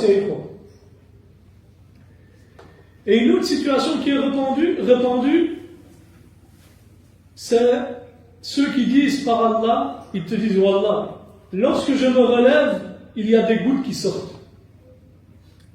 Et Wallah, ils vivent dans une illusion, dans la souffrance, l'épuisement, le châtiment. Ils sont fatigués, tu les vois, lorsque vous les voyez, on dirait que c'est une personne qui vient de faire 20 ans de prison. Il est fatigué, alors que cela existait déjà au temps du prophète sallallahu alayhi wa sallam. Et le prophète sallallahu alayhi wa sallam nous a donné le remède. Lorsqu'une personne est venue au prophète sallallahu alayhi wa sallam et s'est plaint de cette chose-là, qu'est-ce qu'il lui a dit le prophète sallallahu alayhi wa sallam? Il lui a dit asperge tes parties intimes, qu'il asperge ses parties intimes et ensuite qu'il s'en aille. C'est-à-dire toi, parce que ça c'est une illusion qu'il a. Lorsque,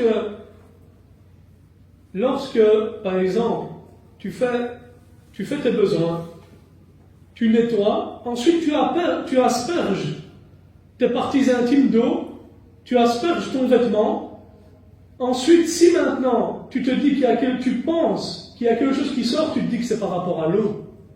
Et c'est pas de l'urine. Mais lui, Shaitan, il vient et lui dit quoi? Il lui dit non. Ça, c'est pas de l'eau, c'est de l'urine. Et lui, il commence à parler avec Shaitan. Non, c'est vrai, c'est de l'urine. Ah, c'est de l'urine. Et puis il recommence. Il a fait ses ablutions, il retourne pour faire le wudu et pour faire l'istinja. Et puis, ça s'arrête jamais. Ça s'arrête jamais. Et certaines personnes, subhanallah, comme le disent les ulama, ils disent qu'il y a certains spécialistes qui disent qu'il y a un lien entre le cerveau et les muscles du corps. Imaginez-vous, il y a un fois. Plus l'homme réfléchit et s'obsède à propos d'une goutte qui sort, plus les muscles se relâchent. C'est comme quand tu traites la vache, c'est la même chose. Lui, il prend ses parties intimes, il appuie dessus pendant 10 minutes. Au lieu de mettre en pratique la sunna du prophète sallallahu alayhi wa sallam et l'ordre du prophète sallallahu alayhi wa sallam. Mais lorsque la personne cesse complètement de penser à cela, alhamdoulilah, il n'y a plus rien qui sort. Et ça, on l'a eu avec des frères et frères. Au moment où ils n'y pensaient plus, et qu'Allah tabaraka wa ta'ala les a guéris de cette chose-là, ils n'avaient plus rien qui sortait.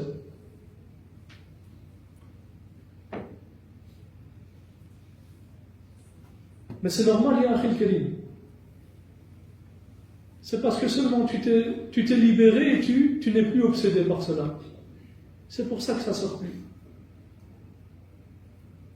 Et c'est pour ça que les savants lui disent, lorsque tu termines l'istinja et que tu as l'impression qu'une goutte sort, asperge tes parties intimes d'eau et pars. Asperge ton vêtement. Et ne reviens pas. Car c'est de l'eau. Si maintenant tu te dis,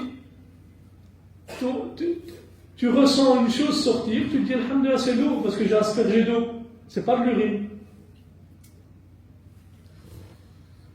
Et également, tu dois te dire que tu as fait ce qu'Allah tabaraka wa ta'ala t'a ordonné, ce que le prophète sallallahu alayhi wa sallam t'a ordonné, et qu'également les ulama ont dit qu'on ne prend pas en considération et que les traces restantes par rapport à cela sont pardonnées. Tu veux quoi de plus, ya akhil karim? Qu'est-ce que tu veux de plus? Donc si le diable te vient et te dit tu n'as plus tes ablutions, dis-lui seulement Ikhsa ya adu Allah, va-t'en ya adu Allah, va-t'en ennemi d'Allah, ceci vient de l'eau. Et puis tu passes à autre chose, mon frère. Passe à autre chose, mon frère. Et ça c'est une fatwa du prophète sallallahu alayhi wa sallam. Ça c'est pas une fatwa de Cheikh Foulan ou de Cheikh Allan.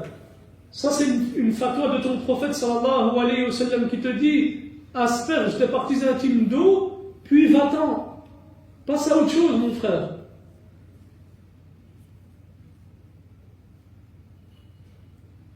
Et moi, je te pose une question, mon frère. Qu'est-ce qui passe en premier chez toi? Est-ce que c'est l'obéissance au prophète sallallahu alayhi wa sallam ou c'est l'obéissance à Shaitan? Qui tu vas écouter? Est-ce que tu vas écouter Shaitan ou bien tu vas écouter ton prophète sallallahu alayhi wa sallam? Alors que le prophète sallallahu alayhi wa sallam t'a dit asperge tes parties intimes et pars. Pars sans te retourner, ne reviens pas à cela.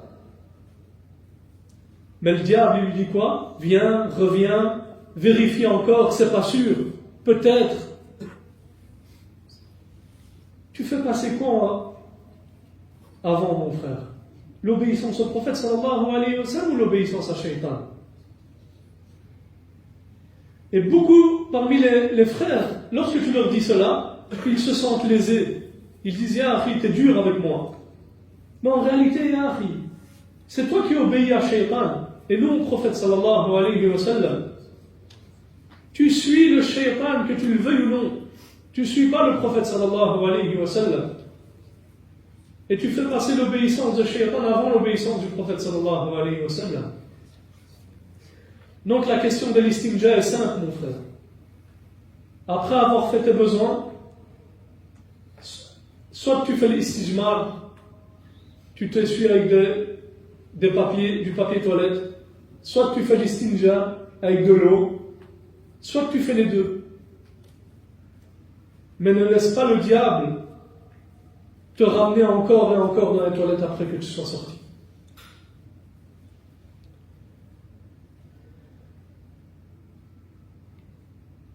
Et il y a un des méchères qui a dit à une femme qui était touchée par ce waswas, il lui a dit, Ya ukhti, si tu continues de cette manière, tu vas détruire ton foyer. Et elle a répondu qu'elle était au bord du divorce. Les enfants la voient comme ça, le mari la voit comme ça.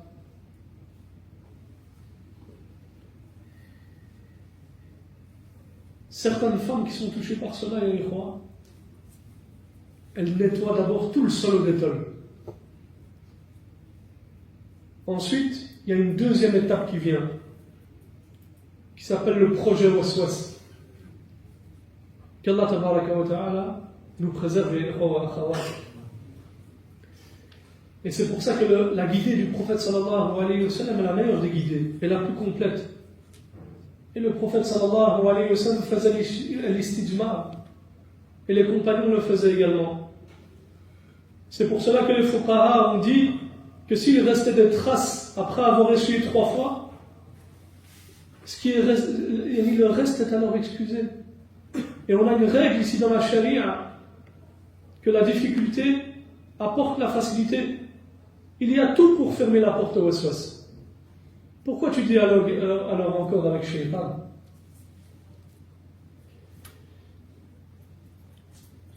Et également, parmi les règles qui sont mentionnées, c'est que la petite quantité est pardonnée et excusée. Ensuite, on a les wasawis dans les ablutions. Qu'Allah tabaraka wa ta'ala nous préserve ainsi qu'à vous. Et ça, c'est aussi toute une histoire avec les wasawis. Comme par exemple la question du frottement et telk. Et maintenant, masha'Allah, avec les malikites sur les réseaux sociaux, et ni chacun est malikite, moi je suis malikite. Avant, j'étais maliki parce qu'il subhanallah, il s'affiliait au madhab. Maintenant, il te dit quoi? Il te dit je suis marocain, alors je suis malikite. Maintenant, c'est en fonction de sa nationalité et de ses origines. Taïb Malik, il dit dès qu'il est obligatoire, il se frotte jusqu'à ce que sa peau s'enlève. Il frotte. Jusqu'à ce que sa peau s'enlève. نسأل الله السلامة والعافية. Et en réalité, c'est pour ça où ils se prennent le dessus sur eux. Et si seulement ces gens-là savaient ce sur quoi était le prophète sallallahu alayhi wa sallam et ils avaient mis en pratique cela, wallahi, ce châtiment et ce adab aurait cessé. Le prophète sallallahu alayhi wa sallam, des fois, lavait ses membres une fois. Chaque membre, il le lavait une fois. Mais il passait les mains mouillées sur sa tête. Ça, toujours, il le faisait une fois, comme ça a été rapporté par Abu Daoud. Et le prophète sallallahu alayhi wa sallam, comme il a été rapporté dans le hadith de Jabir, le prophète sallallahu alayhi wa sallam faisait le wudu avec un moud. Imaginez-vous. Un moud, et il se lavait avec un sa'. Et c'est quoi un moud? C'est la quantité d'eau que l'on peut mettre dans les deux mains lorsqu'on les rassemble. Avec ça, il faisait le wudu, le prophète sallallahu alayhi wa sallam. Et un sa', ça correspond à quoi? À 4 amdad, à 4 poignées. Et il se lavait, il faisait le rousse avec ça, le prophète sallallahu alayhi wa sallam. Il y a une très petite quantité d'eau. Et il a été rapporté de certains salafs, lorsqu'ils faisaient les ablutions, l'eau ne mouillait même pas le sol. Et certains, aujourd'hui, ils ouvrent le robinet et regardent pendant l'eau s'écouler, ils la regardent pendant 10 minutes avant de commencer à faire ses ablutions.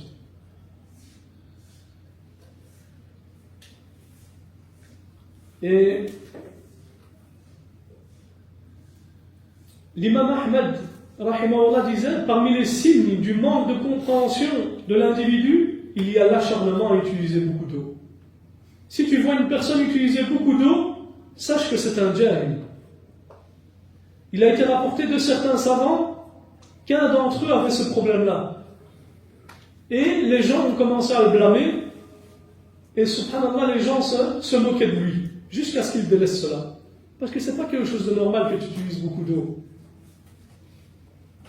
Et les ablutions, alhamdoulilah, c'est quelque chose de simple. Mais lui, lorsqu'il va faire ses ablutions, c'est un adab, c'est comme s'il était dans un djihad, fi sabilillah. Et même la question du dette, du frottement, la majorité des savants, ils voient que c'est quelque chose, c'est une sunna. Et que le fait de laisser l'eau s'écouler sur les membres, alhamdoulilah, c'est suffisant. Et Malik, eux, considèrent que c'est une obligation. Mais même si tu considères que cela est une obligation, tu prends l'eau, tu vas et tu frottes un peu. Tu ne dois pas te déchirer la peau, mon frère. Qui t'a précédé dans ça parmi les sahaba, parmi... Le prophète faisait ça. Les sahaba, ils faisaient ça. Les gens pieux, les savants, est-ce qu'ils faisaient ça? Et d'autres disent, non, il faut beaucoup d'eau. Il me faut beaucoup d'eau, c'est pas normal. Moi, il me faut beaucoup d'eau pour faire les ablutions. Le prophète sallallahu alayhi wa sallam a passé une fois devant un compagnon, alors qu'il faisait ses ablutions, il lui a dit, qu'est-ce que ce gaspillage, ô Saad? Et Saad radiallahu anhu, qu'est-ce qu'il lui a dit? Il lui a dit, ya Rasulallah, est-ce qu'il y a du gaspillage dans le wudu, dans les ablutions? Et le prophète sallallahu alayhi wa sallam lui a dit, oui, même si tu es au bord d'un fleuve qui coule. Même si tu fais des ablutions au bord d'un fleuve qui coule, il y a du gaspillage. Imagine-toi si tu laisses couler l'eau. Ou à chaque fois que tu fais tes ablutions, tu recommences à chaque fois. Combien de fois tu as fait tes ablutions? Combien de fois tu es passé sur le membre? Il n'y a aucun doute que c'est du gaspillage.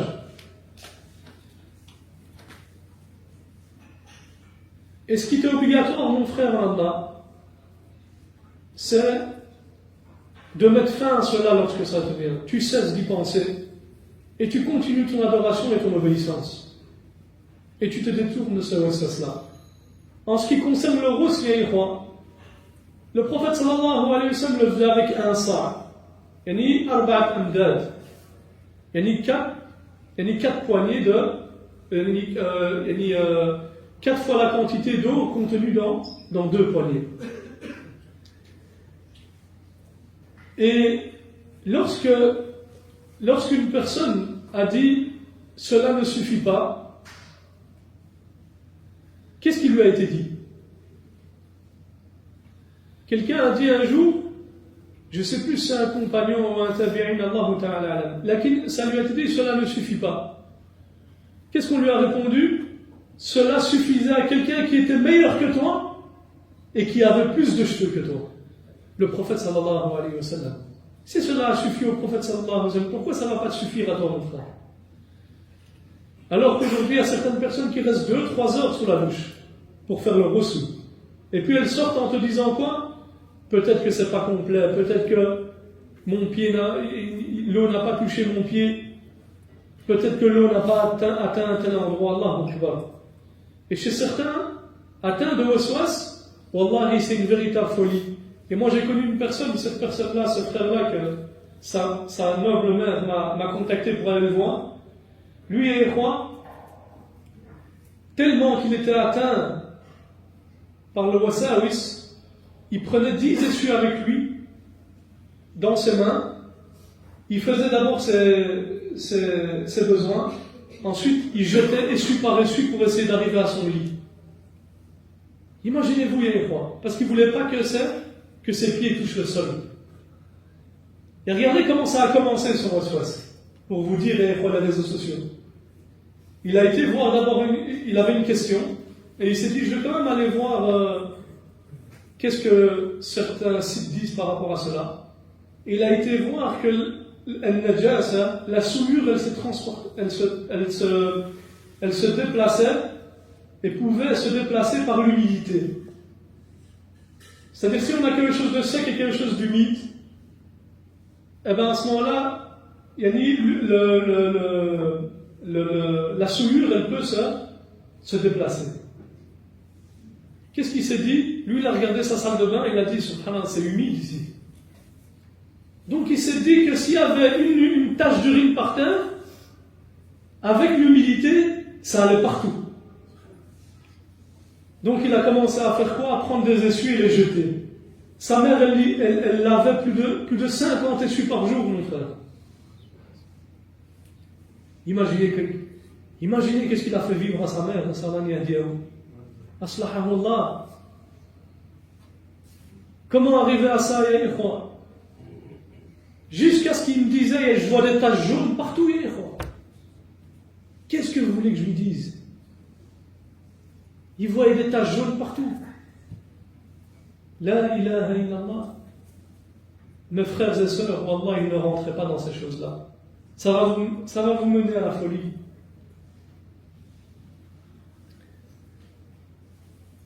Et Ibn al-Qayyim rapporte, subhanallah, que Abu al-Wafa ibn Aqil, rahimahullah, a été interrogé un jour par un homme.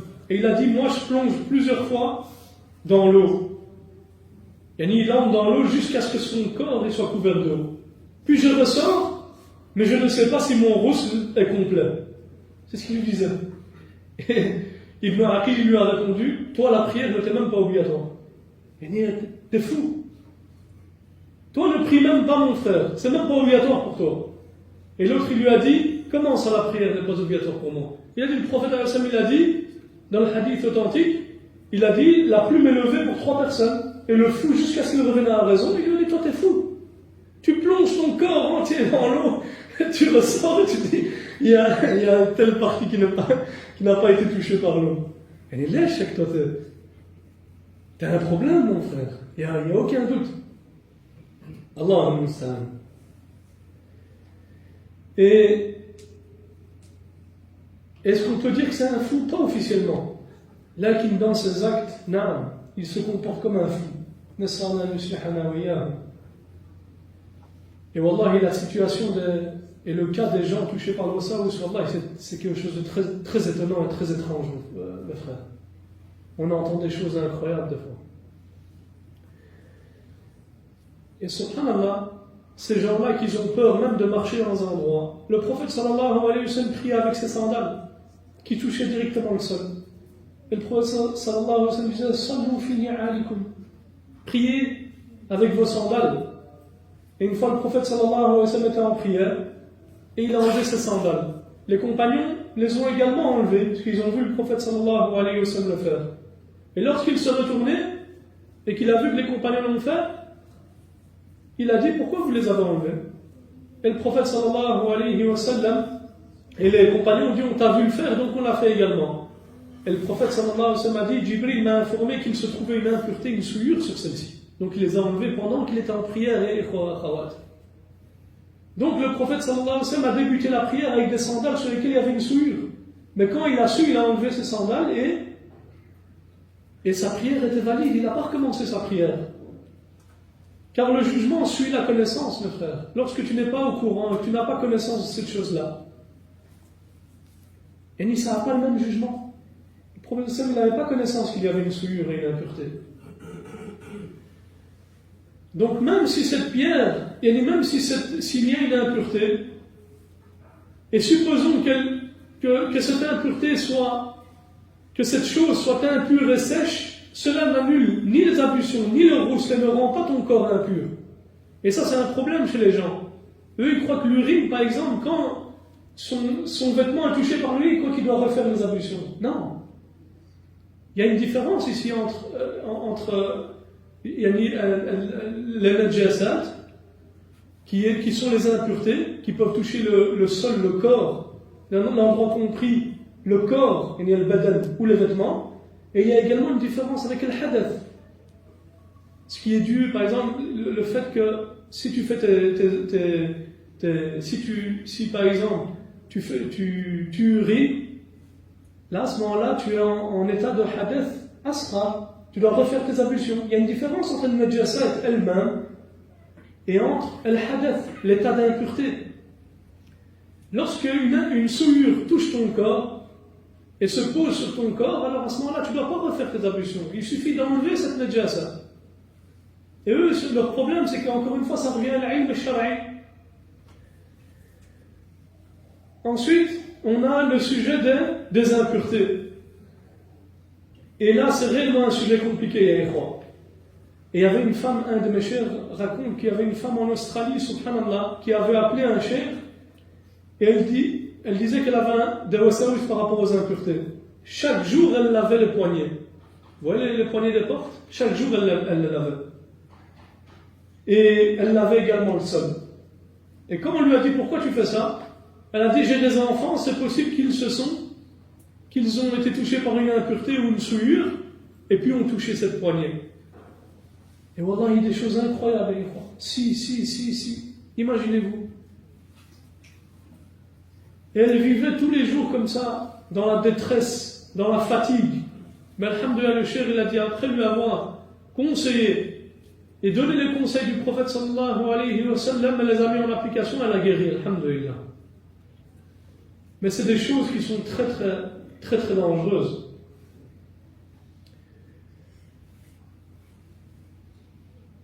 Et également, par rapport au najasat, ya ikhwa, le prophète sallallahu alayhi wa sallam priait dans ses sandales, comme on l'a dit. Et les semelles des sandales touchent directement la terre. Et le prophète sallallahu alayhi wa sallam a dit, lorsque l'un de vous vient à la mosquée, qu'il inspecte ses sandales. S'il y voit une saleté ou une souillure, qu'il les frotte contre la terre, puis il entre et prie avec.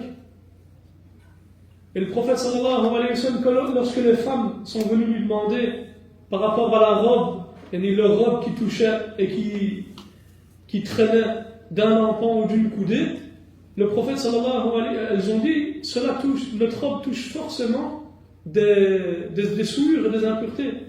Le prophète sallallahu alayhi wa sallam a dit, ce qui vient après la purifie votre robe.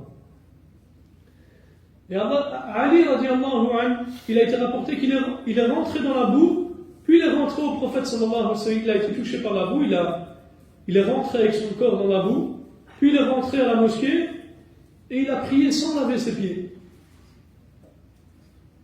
C'est-à-dire qu'il a marché dans la boue avec ses pieds nus et ensuite il est rentré à la mosquée, il a prié. Normalement, il n'a pas commencé il ne s'est pas posé toutes ces questions, si, et s'il y avait.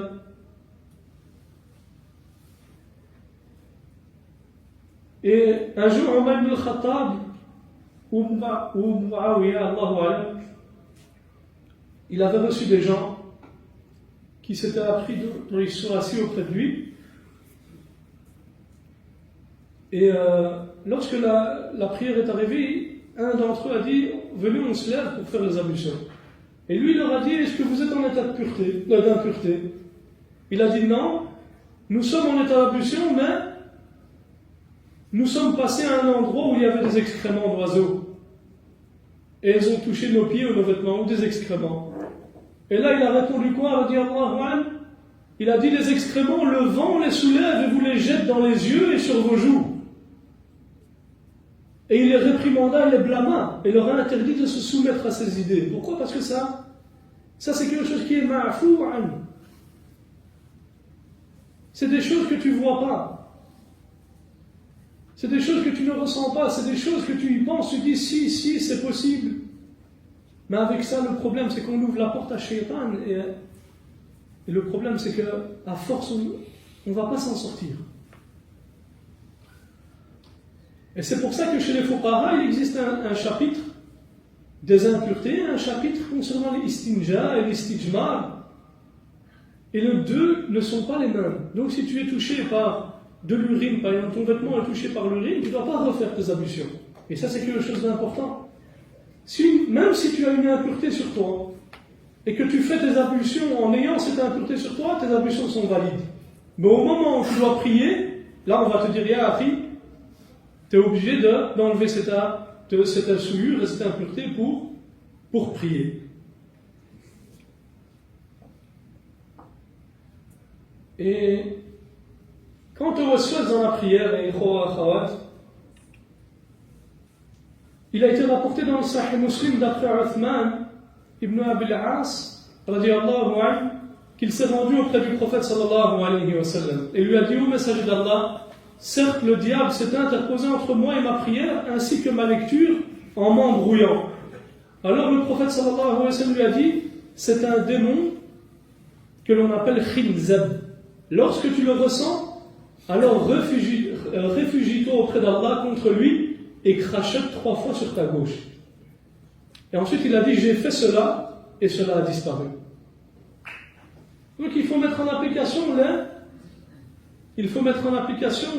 absolument les ordres du prophète sallallahu alayhi wa sallam et les conseils du prophète sallallahu alayhi wa sallam.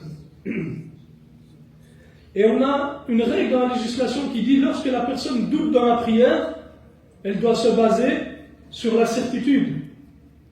Donc lorsque la personne doute dans la prière, elle doit se baser sur la certitude. Parce que ceux qui sont touchés par le waswas dans la prière, de manière générale, tu les vois quoi? À chaque fois. Et ça, subhanallah, ça doit être passager, et quoi. Lorsque toi, à chaque fois que tu pries, tu as un doute, si tu en as prié 3 ou 4, sache que tu es touché par le waswas. C'est pas quelque chose de normal. C'est quelque chose qui arrive rarement, et quoi. Si ça t'arrive trop souvent, c'est-à-dire que tu es touché par le waswas. Et il a été rapporté que le prophète sallallahu alayhi wa sallam a dit, lorsque l'un d'entre vous doute dans sa prière et ne sait plus s'il a prié 3 ou 4 unités de prière, qu'il chasse le doute et se base sur ce dont il est certain, puis qu'il accomplisse 2 prosternations, c'est-à-dire de distraction, avant de saluer. S'il en a prié 5, les prosternations de distraction compenseront sa prière, et s'il en a prié 4, elles seront une humiliation pour Shaytan. Donc toi, si tu as un doute, si tu as prié 3 ou 4 raka'a, chasse le doute et base-toi sur ce dont tu es certain. Il y a un 3. Si tu arrives dans la prière et tu as un doute maintenant, est-ce que tu as fait 3 ou 4 raka'a? Maintenant, ce qui est sûr et ce sur quoi tu es certain, c'est que tu en as prié combien? 3. Donc tu bases ta prière à ce moment-là sur ce quoi tu es certain. Donc 3.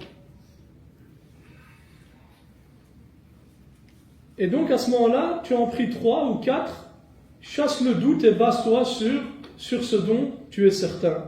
Il y a à ce moment-là 3. Donc tu n'as pas besoin à ce moment-là dans ta prière de dire j'ai l'intention de prier telle ou telle prière comme on l'a dit. L'intention se trouve, alhamdoulilah, dans le cœur, comme on l'a mentionné auparavant. Et le waswas dans les actes d'adoration, en réalité, apparaît le plus souvent dans ces situations qu'on a mentionnées, c'est-à-dire dans le nombre de raka'a. Et il existe beaucoup d'autres choses dans lesquelles le diable lance ce waswas. Et parmi ces formes de waswas, il y a aussi, qu'est-ce qu'on a mentionné, le mauvais soupçon envers les autres. Et ça, c'est un waswas qui est également extrêmement dangereux. C'est pourquoi tu trouves certaines personnes vivre en réalité comme s'ils sont malheureux dans leur vie. Et chaque malheur est plus grand que le précédent.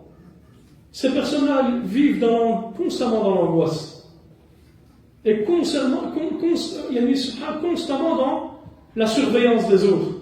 Et elles sentent que tout le monde les observe. À chaque fois qu'ils mettent un pied dehors, un tel il me veut du mal, un tel il me regarde, un tel il veut savoir ce que j'ai, et ni que sur les mauvais soupçons. Et en réalité, le diable sent le cœur de cette personne et il entre dans cette porte. Et il entre par cette porte. Et cette idée, ensuite, le fait qu'il y pense tout le temps, et rentre dans un dialogue avec Shaytan, ces mauvaises suspicions, elles rentrent et elles prennent place dans sa poitrine. Et il devient alors incapable de s'en débarrasser. Et en réalité, si elle demande refuge auprès d'Allah tabaraka wa ta'ala, et c'est ce qu'il doit faire, demander refuge auprès d'Allah tabaraka wa ta'ala, faire des ruqya, et se rappeler le danger de persister dans ce chemin, qui peut mener à des destructions qui n'ont pas de fin, et qui peut mener à la folie. Et je vais conclure cette conférence en mentionnant un traitement pour les wasawis.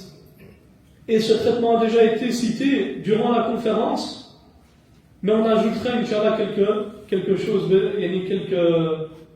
quelques paroles bénéfiques qui ont été mentionnées là par les savants. La première chose, mon frère et ma sœur, il est indispensable de s'attacher aux règles générales de la législation. Et on a une règle grandiose sur laquelle il y a un consensus, c'est que la certitude n'est pas dissipée par le doute. Tu es en vie, toi maintenant, tu existes. Et ça, c'est une certitude. Est-ce que quelqu'un de sensé dirait « Je doute de mon existence » Et cela n'a aucun sens. De même, les choses que tu fais, la base est que tu les as faites. Et le doute est quelque chose de faible et quelque chose d'accidentel. Si tu as fait tes ablutions, et qu'il y a un doute qui vient et qui te dit, et que Shaitan te dit tu n'as pas fait tes ablutions, c'est pas possible, bien croire. C'est comme si un doute te venait et te dit, est-ce que j'existe vraiment?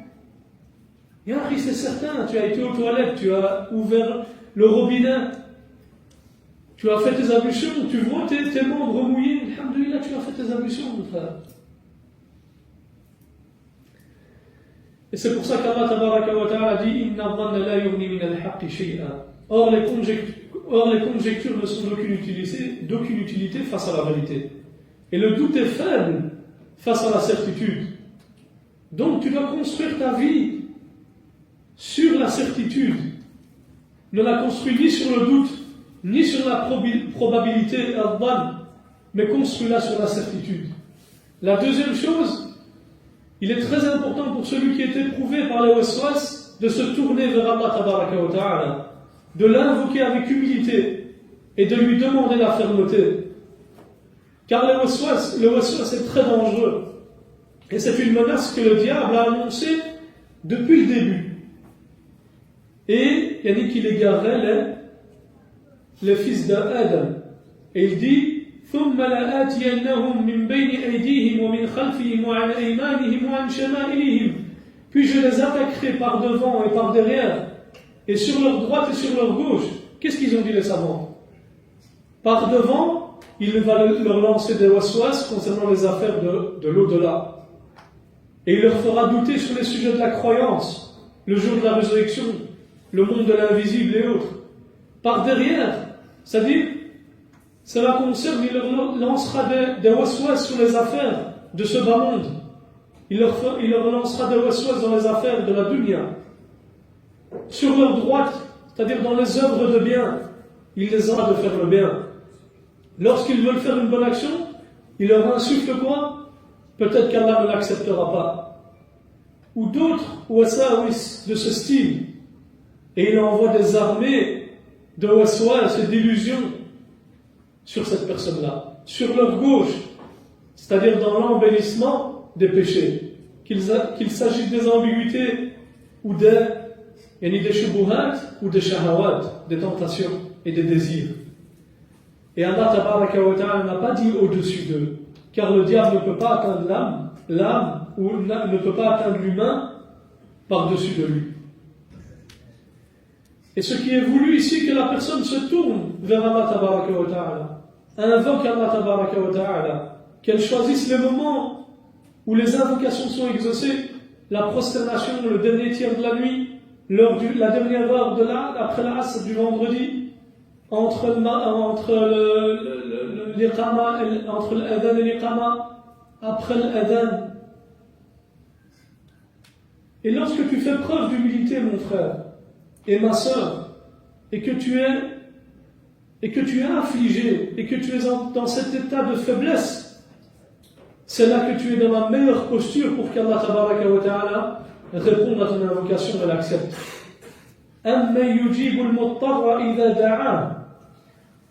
Qui exauce l'affligé qui l'invoque? La troisième chose, mes frères, la science religieuse. Et cela fait partie des choses les plus importantes. Et pour nous tous, pour celui qui est atteint par les wasawis comme celui qui n'est pas atteint par les wasawis. Et surtout pour ceux qui sont touchés par les waswas. Qu'ils apprennent la science religieuse, la science authentique du Coran et de la Sunna. Qu'ils assistent au cercle de science et aux assises de science, aux cours, et qu'ils apprennent l'ahkam al-shar'iyya. Et ceux qui tombent dans les waswas, dans les impuretés, les stinjas, les ablutions de la prière et autres, s'ils avaient appris la science religieuse, ils ne se seraient jamais jetés dans ces pièges-là. Ils ne seraient jamais tombés dans ces pièges-là. Et le diable prend plus facilement au-dessus sur ceux qui se sont éloignés de l'apprentissage de la science religieuse. La quatrième chose concernant les sujets de croyance, si tu vois que tu repousses ces pensées et que tu les détestes et que tu ne rentres pas dans les dialogues avec ces pensées-là et ces insufflations-là, alors sache que c'est quelque chose de normal, qui peut toucher tout croyant. Et si tu les repousses avec ta foi, sache que tu as une foi très forte et que Iblis cherche seulement à t'égarer et à t'envoyer les shéatines, parmi les shéatines et les inseljin pour t'égarer. Et ça, c'est un signe de foi authentique. Cinquièmement, et ça c'est très important, ne pas se laisser entraîner par les wasawis. Ne pas leur répondre, ni dans les sujets de la religion, ni dans les sujets pratiques. Tu dois cesser immédiatement d'y penser et t'en détourner. Que ce soit en t'occupant par des activités religieuses ou mondaines, et il n'y a pas de mal à cela. Et si tu aimes le sport, tu fais du sport. Si tu aimes la cuisine, tu fais de la cuisine. Mais ne dialogue pas, ne rentre pas dans un dialogue et ne te laisse pas entraîner par ces wasawis-là. Sixièmement, le fait d'interroger les savants. Allah tabaraka wa ta'ala dit fas'alu ahla dhikri kuntum la ta'lamun. Et en réalité, la plupart des gens qui sont touchés par le waswas, ils consultent qui? Ils consultent Shaytan et Ikhwan. Ils ne consultent pas les savants. Et cela se voit dans leurs actes. S'ils avaient consulté les savants leur ont interdit de faire ce qu'ils font. Mais eux, ils consultent le diable. Et lorsqu'ils sortent des toilettes, le diable leur vient et leur dit retourne faire l'istinja, retourne faire tes ablutions. Et eux, ils retournent. Mais s'ils avaient interrogé les savants, ceux-ci les orienteraient et les conseilleraient de ne pas faire ces choses-là. Car les savants, ce sont les médecins du cœur. Et le diable, il cherche à tout prix à tromper celui qui est atteint par les wasawis. Et il le jette dans ces pièges-là et ces impasses. Et il se peut qu'un frère te parle ou un savant te parle fermement. Ne le prends pas mal, mon frère. Comme cela a été rapporté de Abu Wafa ibn Aqil, lorsqu'il lui a dit, toi, la prière n'était même plus obligatoire, parce que tu es devenu fou, mon frère. Si lui, il parle durement avec toi et rudement, c'est pour ton bien, ce n'est pas pour ton mal. Septièmement, et ceci est très important, et c'est un sujet sur lequel les psychologues et les savants sont d'accord, ce que les psychologues, ils appellent aujourd'hui la rupture du cycle. C'est-à-dire le fait de briser le cycle. Et dans notre religion aussi, il y a ça. C'est le fait de briser le waswas. Et comment? Lorsque le diable te dit, il se peut que l'eau n'ait pas touché une partie de ton pied, toi tu lui dis, va-t'en, ennemi d'Allah, irsay adu Allah, et ne te retourne pas, et ne retourne pas refaire tes ablutions. Et ça, c'est le fait de briser le cycle. Comme l'a dit le prophète sallallahu alayhi wa sallam, wal-yantahi, qu'il cesse immédiatement et n'y prête pas attention. Et lorsque tu désobéis au diable, mon frère, et que tu habitues ton nafs à cela, avec le temps, il n'aura plus d'accès à toi. C'est pour ça qu'on parle de briser le waswas et de briser le cycle. Patiente, mon frère, continue comme ça. Lorsque ça te vient, tu te détournes, tu cesses immédiatement de penser à cela. Et tu dis, Irsay adu Allah, et tu ne reviens pas en arrière. Si tu restes sur cela avec le temps, le diable n'aura plus accès à toi. Et il dira, quel rapport est entre lui et nous? Maintenant, j'ai plus accès à lui. Donc il te laissera. Pourquoi? Parce que toi, tu auras mis en pratique la parole d'Allah tabaraka wa ta'ala, l'ordre d'Allah tabaraka wa ta'ala, l'ordre du prophète sallallahu alayhi wa sallam. Et la guidée du prophète sallallahu alayhi wa sallam, la meilleure des guidées. Et sache, mon frère, qui est touché par le waswas, ça ne t'est pas recommandé. Ça, c'est quelque chose qui t'est obligatoire. Ce n'est pas un choix que tu as. Il t'est obligatoire d'agir ainsi. C'est pas un choix. C'est pas un choix qu'on te dit choisis ça ou ça, non.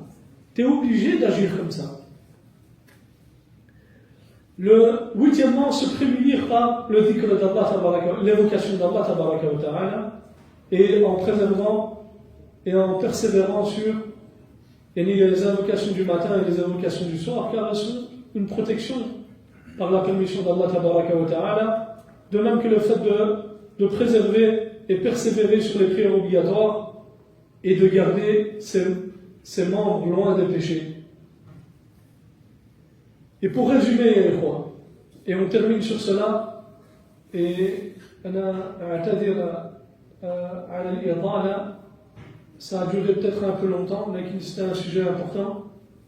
Donc les insufflations sataniques se présentent sous différents degrés d'intensité et de force. On a le degré normal. Et ça, tout le monde peut être touché par cela. Ensuite, on a le degré le plus fort, qui est un peu plus fort que cela, que le précédent, où les insufflations persistent d'une manière plus forte que le premier degré. De sorte que l'individu éprouve des doutes dans ses adorations de manière continue. Alors le prophète sallallahu alayhi wa sallam nous a enseigné comment se débarrasser de cela. Il nous a dit, la première chose, c'est qu'il cherche refuge auprès d'Allah tabaraka wa ta'ala, lorsque cela se manifeste en disant « A'udhu billahi minash shaitanir rajim ». Et deuxièmement, en arrêtant d'y penser et en cessant et en s'occupant par autre chose. Et même si cela se produit dans les ablutions et la prière, tu ne dois pas revenir sur ce quoi tu as douté. Continue ton acte et ne te préoccupe pas de ces wasawis. Et de cette manière, elles s'arrêteront.